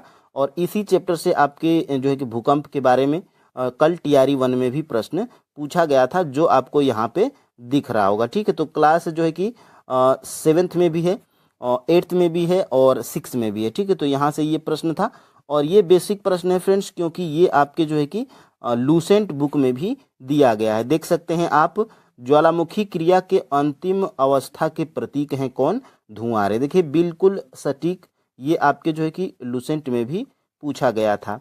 अब देखिए फ्रेंड्स यहाँ से 69 नंबर का भारतीय निम्नलिखित में से कौन सी भारत की सबसे लंबी नहर है। तो भारत की जो है कि सबसे लंबी नहर है इंदिरा गांधी नहर।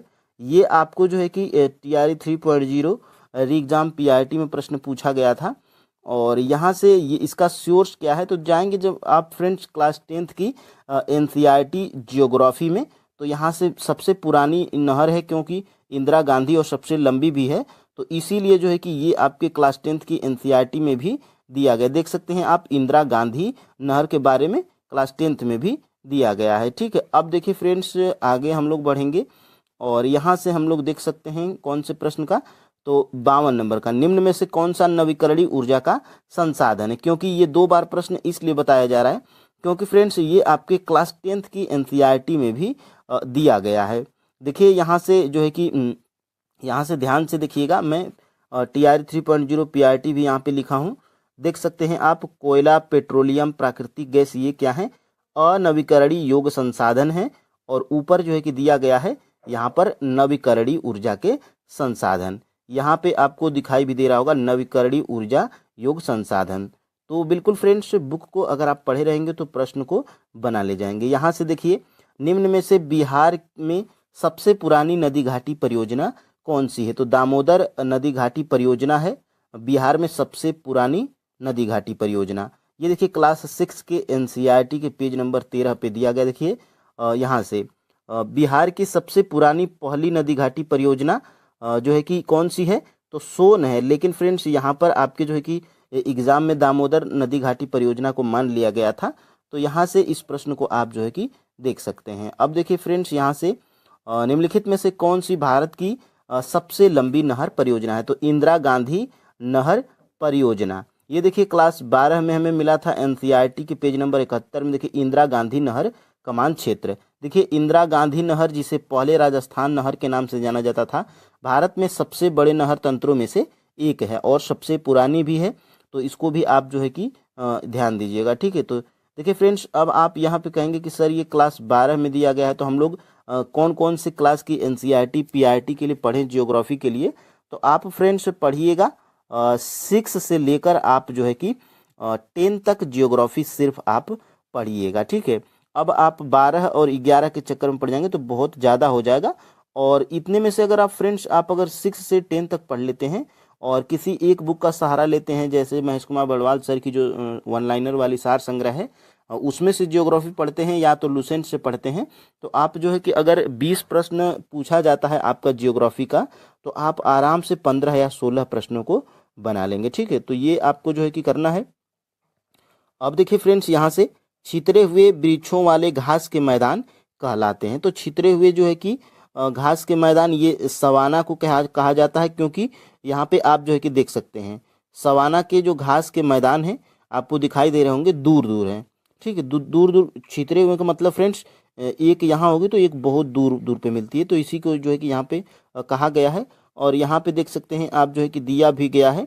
और यहाँ से आपके जो है कि एनसीईआरटी में देखिए उष्णकटिबंधीय घास स्थल, देखिएगा यहाँ से क्या दिया गया है, अफ्रीका में जो है कि सवाना घास स्थल इसी प्रकार का है। ठीक है, तो ये जो है कि अफ्रीका का जो सवाना घास है इसी प्रकार का है, तो यहाँ पे ये आप जो है कि देख पा रहे होंगे। अब देखिए फ्रेंड्स आगे हम लोग बढ़ेंगे वायुमंडल अपनी अधिकतम ऊर्जा प्राप्त करता है? तो दीर्घ पार्थिव विकिरण तरंगों से।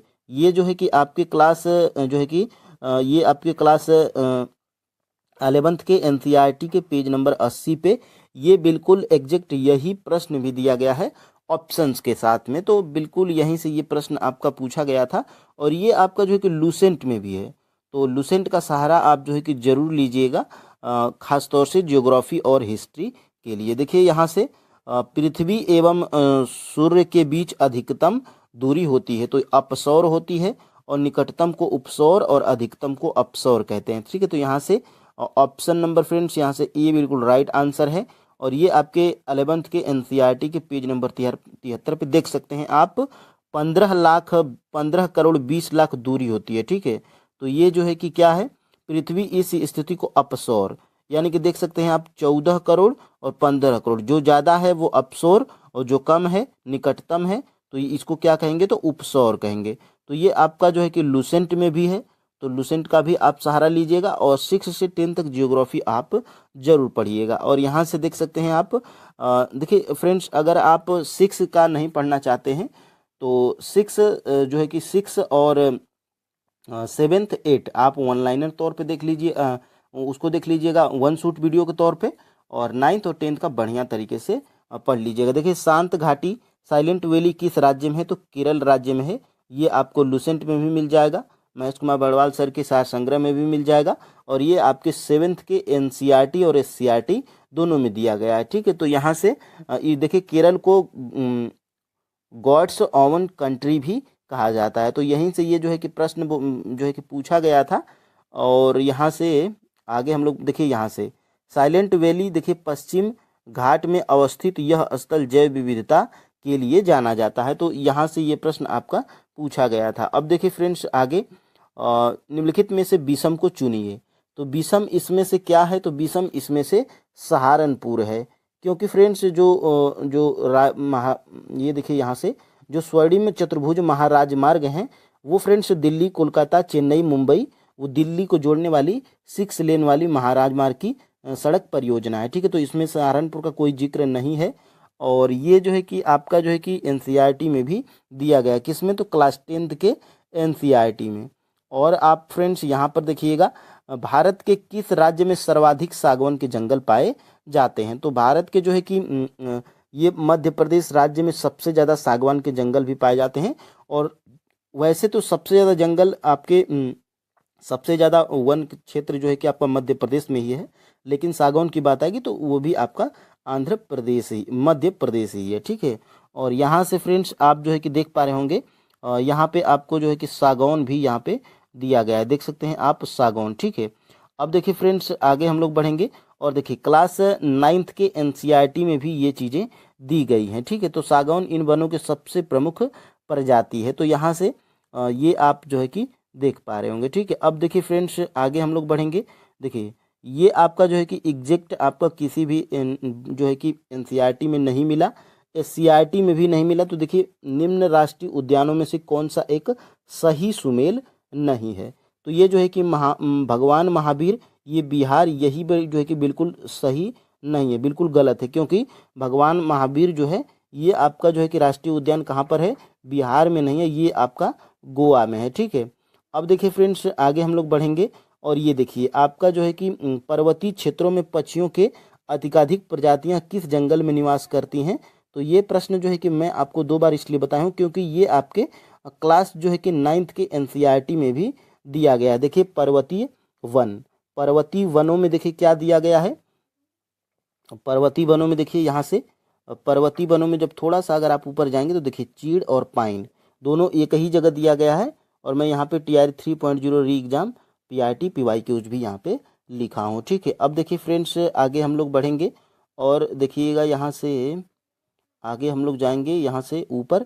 तो ये प्रश्न जो है कि कल मैं आपको TRE 1 में बताया था और ये प्रश्न उसमें मैं कल वाली वीडियो में ये कहा था कि ये मुझे एनसीईआरटी में नहीं मिला है। ठीक है, क्योंकि फ्रेंड्स ये जो है कि आपका भूकंप के संबंध में निम्नलिखित में से कौन सा कथन सत्य है। तो ये जो है कि मैं आपको कल बताया भी था, ये A और C ये दोनों राइट आंसर हैं, इसलिए फ्रेंड्स आपका उपयुक्त में से एक से अधिक जो है कि राइट आंसर हो जाएगा। ये प्रश्न जो है कि मुझे कहाँ से ये प्रश्न फ्रेंड्स, ये मल्च वाला, हाँ मल्चिंग वाला, मृदा से संबंधित जो था ये प्रश्न था। और यहाँ पे देखिए, पौधों के बीच अनावरित भूमि जैव पदार्थ जैसे घास फूस से ढक दी जाती है, इसे मृदा की आर्द्रता रुकी रहती है। तो यहाँ से ये आपका जो है कि कल वाला प्रश्न था, जो मुझे कहाँ से मिला, तो क्लास 8th की एनसीईआरटी के चैप्टर नंबर 2 में मिला था। तो अब फ्रेंड्स आप जो है कि यहाँ से टीआरई 1 के प्रश्नों को कर लिए, टीआरई 3 के प्रश्नों को कर लिए, रह गया था क्योंकि फ्रेंड्स टीआरई 2 में कुछ ऐसे प्रश्न पूछ लिए गए हैं जो कि बिहार स्पेशल के हैं, तो वो आपको एनसीईआरटी में नहीं मिलेंगे। वो आपको फ्रेंड्स देखिए महेश कुमार बड़वाल सर के ऑनलाइनर में भी मिल जाएगा, और फ्रेंड्स वो आपको लूसेंट में भी मिल जाएगा, और बिहार के एससीईआरटी बुक में मिलेगा। तो फ्रेंड्स हम लोग देखेंगे उन्हीं प्रश्नों को। और ये प्रश्न अगर फ्रेंड्स इनका अभ्यास अगर आप किए रहेंगे तो ये देखिए प्रीवियस ईयर से भी प्रश्न आपके जो है कि एग्ज़ाम में बार बार 1 या 2 प्रश्न पूछ लिए जाते हैं। तो ये जो है कि आपके लिए महत्वपूर्ण है। और यहाँ पर देखिएगा ये टीआरई 2 के पीआईटी के जियोग्राफी के प्रश्न हैं। और देखिए 86 नंबर का प्रश्न क्या पूछा गया था, निम्नलिखित में से कौन सी उड़ीसा की स्थानांतरणशील कृषि है। तो उड़ीसा की फ्रेंड्स स्थानांतरणशील कृषि कौन सी है, तो ये है फ्रेंड्स पोंडू। पोंडू फ्रेंड्स ये है आपकी उड़ीसा की स्थानांतरणशील कृषि। ये आपको जो है कि एनसीईआरटी में मिल गया है, ठीक है।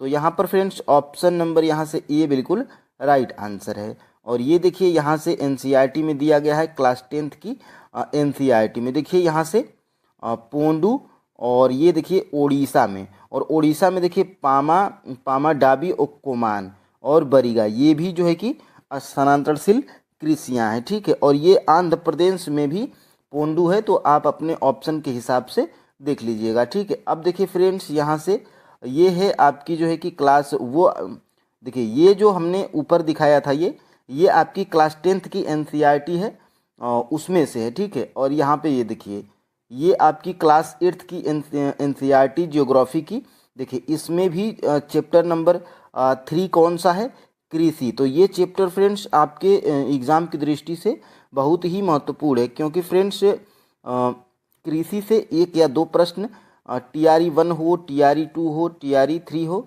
तीनों में 1 या 2 प्रश्न जरूर देखने को मिले हैं। तो आप जो है कि क्लास 10th की एनसीईआरटी ज्योग्राफी में एक चैप्टर पढ़ लीजिएगा। और ये देखिए क्लास 8th में देखिए चालवासी पशुचारण, और यहाँ से देखिए ये यहाँ पर भी यहाँ पे दिया गया, देखिए लदांग मलेशिया, और देखिए रोका ब्राज़ील, मिल्पा मेक्सिको मध्य अमेरिका, झूमिंग उत्तर पूर्वी भारत। तो ये स्थानांतरित कृषियाँ हैं विश्व में। तो ये भी आपके जो है कि क्लास 8वीं के एनसीईआरटी के चैप्टर नंबर 3 जिसका नाम है कृषि, यहाँ पर आपको जो है कि कृषि भी दिखाई दे रहा होगा, ठीक है। अब देखिए फ्रेंड्स यहाँ से ये है आपकी क्लास 10th की एनसीईआरटी जियोग्राफी की, और इसमें तो वैसे सभी चैप्टर महत्वपूर्ण हैं, लेकिन हम लोग देखिए कृषि एक ऐसा चैप्टर है जिससे फ्रेंड्स 1 या 2 प्रश्न जरूर आपके एग्जाम में आ रहे हैं। तो इन देखिए चैप्टर को आप पढ़ना न भूलिएगा। और मैं तो जो है कि क्लास 10th की एनसीईआरटी का जो है कि ये सभी चैप्टर भी कंप्लीट करवा दिया हूँ, तो वो वीडियो भी आप जो है कि ज़रूर देख लीजिएगा। अब फ्रेंड्स देखिए यहाँ से टीआरई 2.0 में जियोग्राफी के कैसे प्रश्न पूछे गए थे। देखिए बिहार के किस जिले में रेशमी वस्त्र का उत्पादन सर्वाधिक होता है। तो ये बहुत ही चर्चित है, बिहार के जो है कि एग्ज़ाम में ये प्रश्न कॉमन है, ज़रूर आता है, और ये बहुत ही बिहार के एग्ज़ाम में चर्चित पूछे जाने वाला प्रश्न है कि बिहार के किस जिले में रेशमी वस्त्र का उत्पादन होता है। तो वो फ्रेंड्स होता है आपका भागलपुर ज़िले में। तो भागलपुर ज़िले में सबसे ज़्यादा जो है कि बिहार के किस ज़िले में रेशमी वस्त्र का उत्पादन होता है, तो वो है हमारा भागलपुर ज़िले में, ठीक है। तो ऑप्शन नंबर फ्रेंड्स यहाँ से बी बिल्कुल राइट आंसर हो जाएगा। और यहाँ से फ्रेंड्स देखिएगा ये 88 नंबर का है, और ये देखिए ये हमें कहाँ पर मिला, तो ये हमें देखिए एनसीईआरटी में नहीं मिला। ये है आपकी क्लास जो है कि 8वीं की बिहार एससीईआरटी की बुक है, ठीक है, जियोग्राफी की, इसमें ये प्रश्न हमें मिला था। तो यहाँ से ये देखिए, यहाँ से देखिए भागलपुर में सिल्क के कपड़े बनते हैं, ऐसी मेरी भाभी बताती हैं। इस बार संध्या बोली। तो देखिएगा ये रेशम का धागा भी ये और देखो रेशम का धागा भी कीड़ों से प्राप्त होता है। रेशम के कीड़ों में शहतूत के पेड़ों पर पाला जाता है। ये कीड़े एक प्रकार का रस शरीर से निकालते हैं और कोकून बनाते हैं। इन्हीं कोकून को से रेशम के धागे तैयार होते हैं। तो ये भागलपुर जिला जो है कि आप याद रखिएगा रेशम जो है कि उत्पादन में, ठीक है। तो ये आपका जो है कि प्रश्न था। प्रश्न देख लेते हैं, बिहार के किस जिले में रेशमी वस्त्र का उत्पादन सर्वाधिक होता है? तो वो है आपका भागलपुर। अब देखिए फ्रेंड्स यहाँ से 79 नंबर का प्रश्न हम लोग देखते हैं। देखिए सूर्य है एक, यानी कि सूर्य है एक, क्या ये पीला तारा है कि लाल तारा है कि श्वेत तारा है? तो देखिए फ्रेंड्स जो सूर्य है यह एक जो है कि पीला तारा है। ऑप्शन नंबर यहाँ से फ्रेंड्स ये बिल्कुल राइट आंसर हो जाएगा। तो ये हमें जो है कि एनसीईआरटी एससीईआरटी दोनों में नहीं मिला। ये एक कॉमन प्रश्न है, आपको जो है कि बाहरी जैसे लूसेंट, महेश कुमार बड़वाल सर, इन दोनों बुक्स को आपको दोनों में से कोई एक पढ़े रहेंगे तो ये सारे प्रश्न बेसिक हैं, आप बना लेंगे, ठीक है। और यहाँ से देखिएगा, और यहाँ से देखिएगा ये और फ्रेंड्स देखिए ज्योग्राफी के आप जो है कि बीपीएससी के प्रीवियस ईयर के जितने प्रश्न हैं, जो बिहार के पीसीएस में सीडीपीओ में ज्योग्राफी के प्रश्न पूछे गए हैं, आप जो है कि उनको जो है कि ज़रूर अभ्यास करिएगा, क्योंकि वहीं से डायरेक्ट भी प्रश्न आपके एग्जाम में आ रहे हैं, ठीक है। यहाँ पे देखिएगा ग्लोब पर 1 डिग्री के अंतराल पर खींची अक्षांश रेखाएं कितनी हैं? तो यहाँ पर फ्रेंड्स 80 का जो है कि राइट आंसर क्या हो जाएगा? ऑप्शन नंबर ए हो जाएगा, ठीक है। तो यहाँ से 179 ग्लोब पर 1 डिग्री के अंतराल पर खींची अक्षांश रेखाएं कितनी हैं? तो 179 ऑप्शन नंबर फ्रेंड्स यहाँ से ए बिल्कुल राइट आंसर है। और यहाँ पर ये देखिए आगे कोसी मैदान की समुद्र तल से औसतम ऊंचाई कितनी है? तो ये सारे प्रश्न फ्रेंड्स देखिए बिहार स्पेशल का जब आप कोई क्लास लेंगे वो हम ही कराएंगे, बिहार स्पेशल, जो कि आपके एग्जाम की दृष्टि से बहुत ही महत्वपूर्ण होगा। और देखिए जो महेश कुमार बड़वाल सर की जो एक आती है ज्योग्राफी की स्पेशल, वो ज्योग्राफी की ही आती है, बहुत ही मोटी बुक है। मैं उसमें से जो है कि बिहार स्पेशल के ज्योग्राफी के जितने फैक्ट हैं मैं आपको करवा दूंगा एक वीडियो में, वहाँ से आप जो है कि टेंशन मुक्त हो जाइए। यहाँ से देखिए कोसी मैदान की समुद्र तल से औसतम ऊंचाई कितनी है? तो यहाँ पर फ्रेंड्स औसतम ऊंचाई है 30 मीटर, ठीक है। तो 30 मीटर यहाँ पे ऑप्शन नंबर कौन सा सही है? ऑप्शन नंबर सी बिल्कुल राइट आंसर है। और फ्रेंड्स अब हम लोग आगे बढ़ते हैं और यहाँ से देखिए जीवाश्मों के आधार पर मानव का उत्पत्ति केंद्र है। तो ये भी बहुत ही चर्चित प्रश्न है।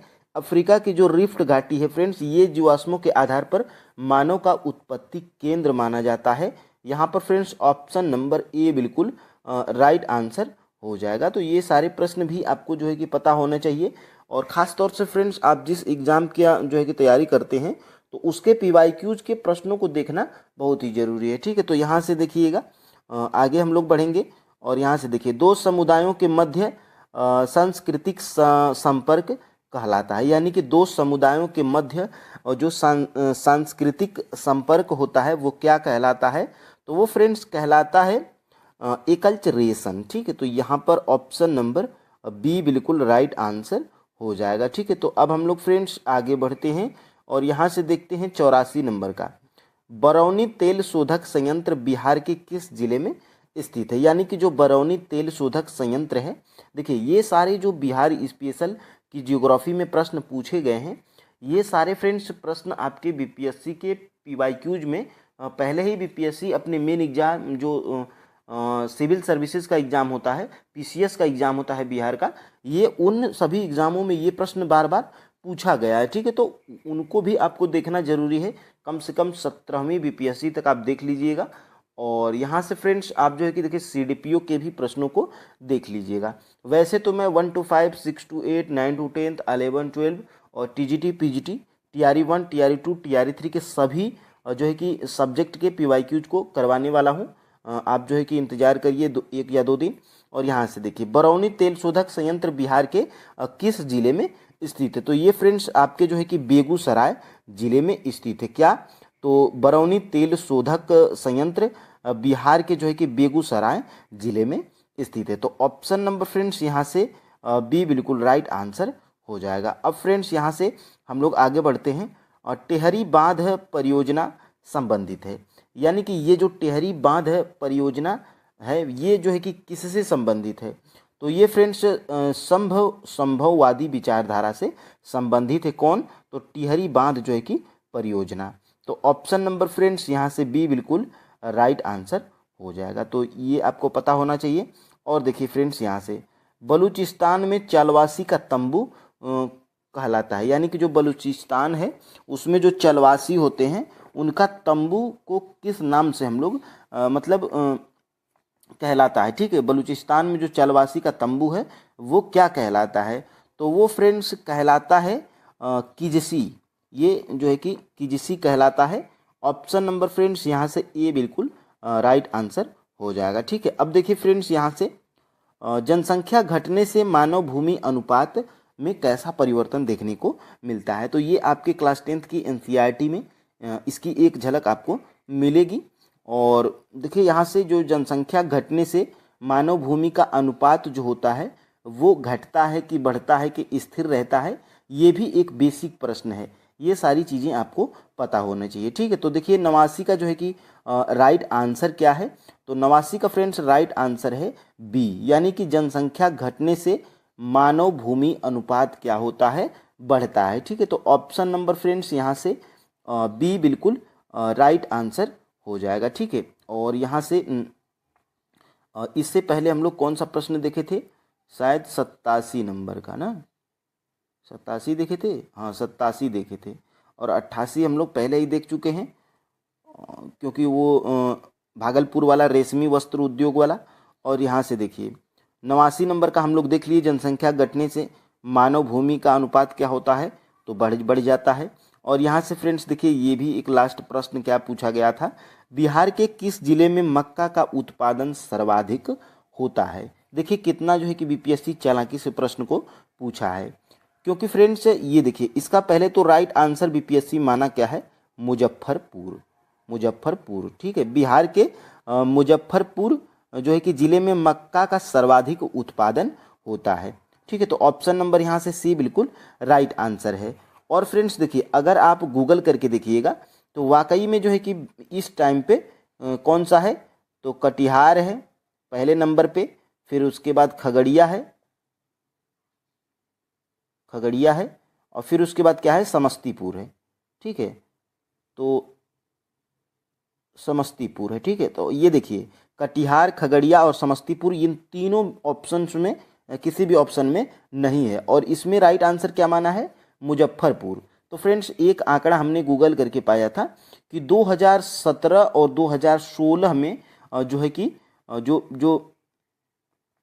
2016 और 17 में मुजफ्फरपुर में जो है कि मक्का का सर्वाधिक उत्पादन किया गया था। तो ये 2016 और 17 के आंकड़े के अनुसार किया गया था, और ये प्रश्न आपके जो है कि बीपीएससी में भी पूछा गया है। ठीक है, तो ये सारे प्रश्न आपको पता होना चाहिए। तो देखिए फ्रेंड्स इतने ही प्रश्न आपके टीआरई 2.0 पीआरटी में जो है कि ज्योग्राफी के सेक्शन में पूछ लिए गए थे, और ये सारे प्रश्न से आपको जो है कि रूबरू होना पड़ेगा। ठीक है, तो फ्रेंड्स देखिए आज के लिए इतना ही, कल मिलेंगे जो है कि अगले क्लास के साथ। जय हिंद। देखिए सबसे पहले कुछ प्रश्नों को हम लोग प्रूफ के साथ में देखेंगे। देखिए निम्न में से कौन सा नवीकरणीय ऊर्जा का स्रोत है। ठीक है, तो देखिए कोयला, नाभिकीय ईंधन और पेट्रोलियम, ये तीनों जो है कि अनवीकरणीय ऊर्जा के स्रोत हैं। किसके, तो अनवीकरणीय ऊर्जा के स्रोत हैं। ठीक है, और प्रश्न हमारा क्या पूछा गया है फ्रेंड्स कि निम्न में से कौन सा नवीकरणीय ऊर्जा का स्रोत है, तो एक भी नहीं है, उपर्युक्त में से कोई नहीं आपका जरा जो कि राइट आंसर हो जाएगा ऑप्शन नंबर ई। ठीक है, और यहाँ पे इसको प्रूफ के साथ में हम लोग देखेंगे कि ये प्रश्न देखिए 52 का राइट आंसर क्या है, ऑप्शन नंबर ई है। और ये प्रश्न फ्रेंड्स कहाँ से पूछा गया है, तो क्लास 8th की एनसीईआरटी ज्योग्राफी में चैप्टर नंबर 1 है, उसका नाम क्या है, संसाधन। तो उसमें से जो है कि ये आपका जो है कि प्रश्न पूछा गया है। और देखिए नवीकरणीय और अनवीकरणीय, देखिए यहाँ पे नवीकरणीय ऊर्जा के स्रोत कौन कौन से हैं, तो सौर हो गया, पवन हो गया, और जल हो गया, मृदा हो गया, वन हो गया, और देखिए अनवीकरणीय ऊर्जा के स्रोत में क्या है, यहाँ पर देखिएगा अनवीकरणीय में देखिए कोयला है, पेट्रोलियम है, प्राकृतिक गैस है। तो फ्रेंड्स अगर आप पढ़े रहेंगे तो आप जो है कि इस प्रश्न को सही कर ले जाएंगे। ठीक है, तो आपको पढ़ना क्या है वो जो है कि वीडियो के लास्ट में हम लोग देखेंगे और प्रश्नों को हम लोग देख लेते हैं। देखिए ये टीआरई 1 में जो है कि अगर आप टीआरई 1 का एग्ज़ाम दिए होंगे या आप जो है कि प्रीवियस ईयर देखे होंगे तो ये 59 नंबर का प्रश्न कहाँ पर पूछा गया है, टीआरई 1.0 पीआईटी और लड़कों वाले शिफ्ट में। क्योंकि टीआरई 1 जो है कि 2 शिफ्ट में हुआ था, लड़कियों की शिफ्ट अलग थी और लड़कों की शिफ्ट अलग थी। ठीक है, देखिए निम्नलिखित में से कौन सा मल्चिंग शब्द की व्याख्या करता है। ठीक है, तो इसका राइट आंसर क्या है फ्रेंड्स, फाइनल आंसर की के साथ में ऑप्शन नंबर जो है कि ए बिल्कुल राइट आंसर है। फसलों के बीच खाली जमीन को पुआल जैसे जैविक पदार्थ की परत से ढकना। ठीक है, और ये जो है कि कहाँ से पूछा गया है, तो क्लास 8th की एनसीईआरटी ज्योग्राफी के चैप्टर नंबर जो है कि 2 से पूछा गया है। और देखिए यहाँ से यहाँ पर 59 का जो है कि राइट आंसर ए है। और यहाँ से देखिएगा, यहाँ से देखिए मृदा का निम्नीकरण एवं संरक्षण के उपाय। देखिए यहाँ से मल्चिंग शब्द यहाँ पे लिखा गया है।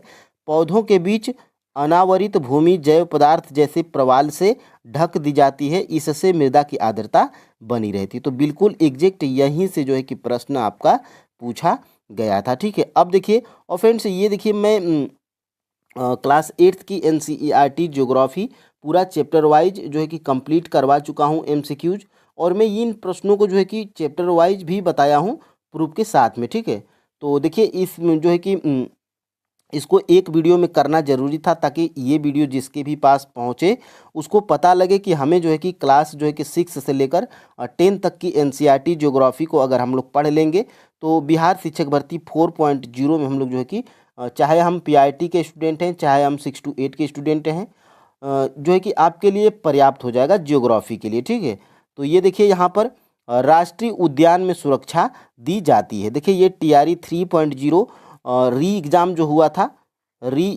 हुआ था उसमें ये पीआईटी 1 to 5 में पूछा गया था। 39 नंबर का प्रश्न, राष्ट्रीय उद्यान में सुरक्षा दी जाती है। तो इसका फाइनल आंसर की के साथ में राइट आंसर क्या है, संपूर्ण पारिस्थितिकी तंत्र को। ठीक है, तो यहाँ पे option number B right answer है। और ये जो है कि कहाँ से पूछा गया है, तो ये पूछा गया है फ्रेंड्स आपके क्लास 8 की एनसीईआरटी ज्योग्राफी के चैप्टर नंबर 2 से। ठीक है, यहाँ पर देखिएगा 39 का option number B right answer है। और देखिए चैप्टर नंबर 2 में बिल्कुल यहाँ पे मैं टीआरई 3.0 पीआईटी भी लिखा हूँ। देखिए राष्ट्रीय उद्यान बढ़िया तरीके से घेर कर यहाँ पे दिया गया है, वर्तमान और भविष्य की पीढ़ी के लिए एक या एक से अधिक परितंत्रों की पारिस्थितिकी एकता की रक्षा के लिए नामित किया गया प्राकृतिक क्षेत्र। ठीक है, तो ये जो है कि आपका यहाँ से राइट आंसर था। ठीक है, अब देखिए आगे हम लोग बढ़ते हैं। ये आपका प्रश्न जो है कि 127 नंबर का कहाँ पर पूछा गया था, तो ये जो है कि फ्रेंड्स आपका पूछा गया था जनसंख्या घट जाएगी। ये जो है कि आपका टीआरई 3.0 जो पेपर रद्द हो गया था 15 मार्च को, ये उसमें जो है कि आपका पूछा गया था। देखिए जनसंख्या घट जाएगी तो इसका राइट आंसर क्या है, ऑप्शन नंबर सी है। जन्म दर कम हो एवं मृत्यु दर अधिक हो जाएगी तो जनसंख्या क्या हो जाएगी, घट जाएगी। और देखिए यहाँ पे ये किस में पूछा गया है, तो क्लास 8th की एनसीईआरटी ज्योग्राफी के चैप्टर नंबर 5 से ये जो है कि प्रश्न पूछा गया है। देखिए यहाँ से दिया गया है फ्रेंड्स, जन्म दर से मृत्यु दर अधिक होगी तो जनसंख्या क्या हो जाएगी, कम हो जाएगी। और यहाँ पे देखिए दिया गया है जन्म दर और मृत्यु दर एक समान हो जाएगी तो जनसंख्या क्या हो जाएगी, एक जैसी रहेगी।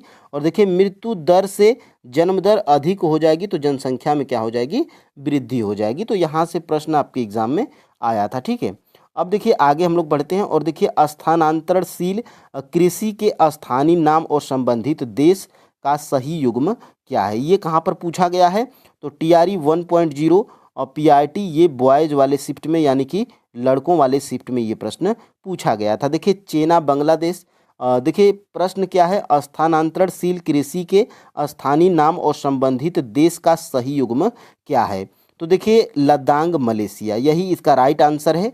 क्योंकि लद्दाख की स्थानांतरणशील कृषि कौन है, मलेशिया की लद्दाख है। ठीक है, और मिल्पा फ्रेंड्स, मिल्पा ये जो है कि मैक्सिको की है, मिल्पा जो है कि ये मैक्सिको की है। और ये जो है कि चेना कहाँ की है, तो चेना जो है कि आपकी फ्रेंड्स श्रीलंका की है। और ये आपके क्लास 8th की NCERT ज्योग्राफी में चैप्टर नंबर जो है कि 5 में दिया गया है। ठीक है, यहाँ पर देख सकते हैं आप लोग, और देखिए यहाँ से दिया गया है। देखिए जैसे ही ये चैप्टर स्टार्ट हुआ इसमें दिया गया है, देखिए मिल्पा मैक्सिको, रोका ब्राज़ील और लद्दाख मलेशिया। तो फ्रेंड्स बिल्कुल अगर आप पढ़े रहेंगे तो आप जो है कि यहाँ से अधिक प्रश्नों को कवर कर पाएंगे। और ये NCERT 6 से लेकर 10 तक अगर पढ़ लेते हैं तो एक भी प्रश्न आपके पास ऐसा नहीं रहेगा जिसको आप जो है कि सुने भी ना हो। ठीक है, बिल्कुल यहाँ से आप जो है कि पढ़िएगा। और देखिए यहाँ से इतने ही फ्रेंड्स प्रश्न जो है कि आपके एग्जाम में आए हुए थे इस जो है कि क्लास 8th की NCERT जियोग्राफी से PRT में। ठीक है, तो देखिए फ्रेंड्स जियोग्राफी के लिए आपको करना क्या है, तो देखिए आप जो है कि आपकी इच्छा है कहीं से पढ़ सकते हैं, लेकिन हमारे चैनल पर भी फ्रेंड्स यहाँ पे देखिए क्लास 7th की NCERT geography chapter wise MCQs complete करवाया गया है। और इसमें जो है कि बुक से जो हम हाईलाइट किए हुए हैं वो भी इसमें दिखाया गया है, और चैप्टर वाइज भी बताया गया है कि कहाँ से कौन प्रश्न पूछा गया था। तो ये क्लास 7th की है, ये क्लास 8th की है, और ये देखिए फ्रेंड्स यहाँ पे क्लास 6 को हम जो है कि स्टार्ट किए हुए हैं, और चैप्टर नंबर 3 तक हम लोग कंप्लीट कर चुके हैं। ठीक है, चैप्टर नंबर 4 तक हम लोग कंप्लीट कर चुके हैं।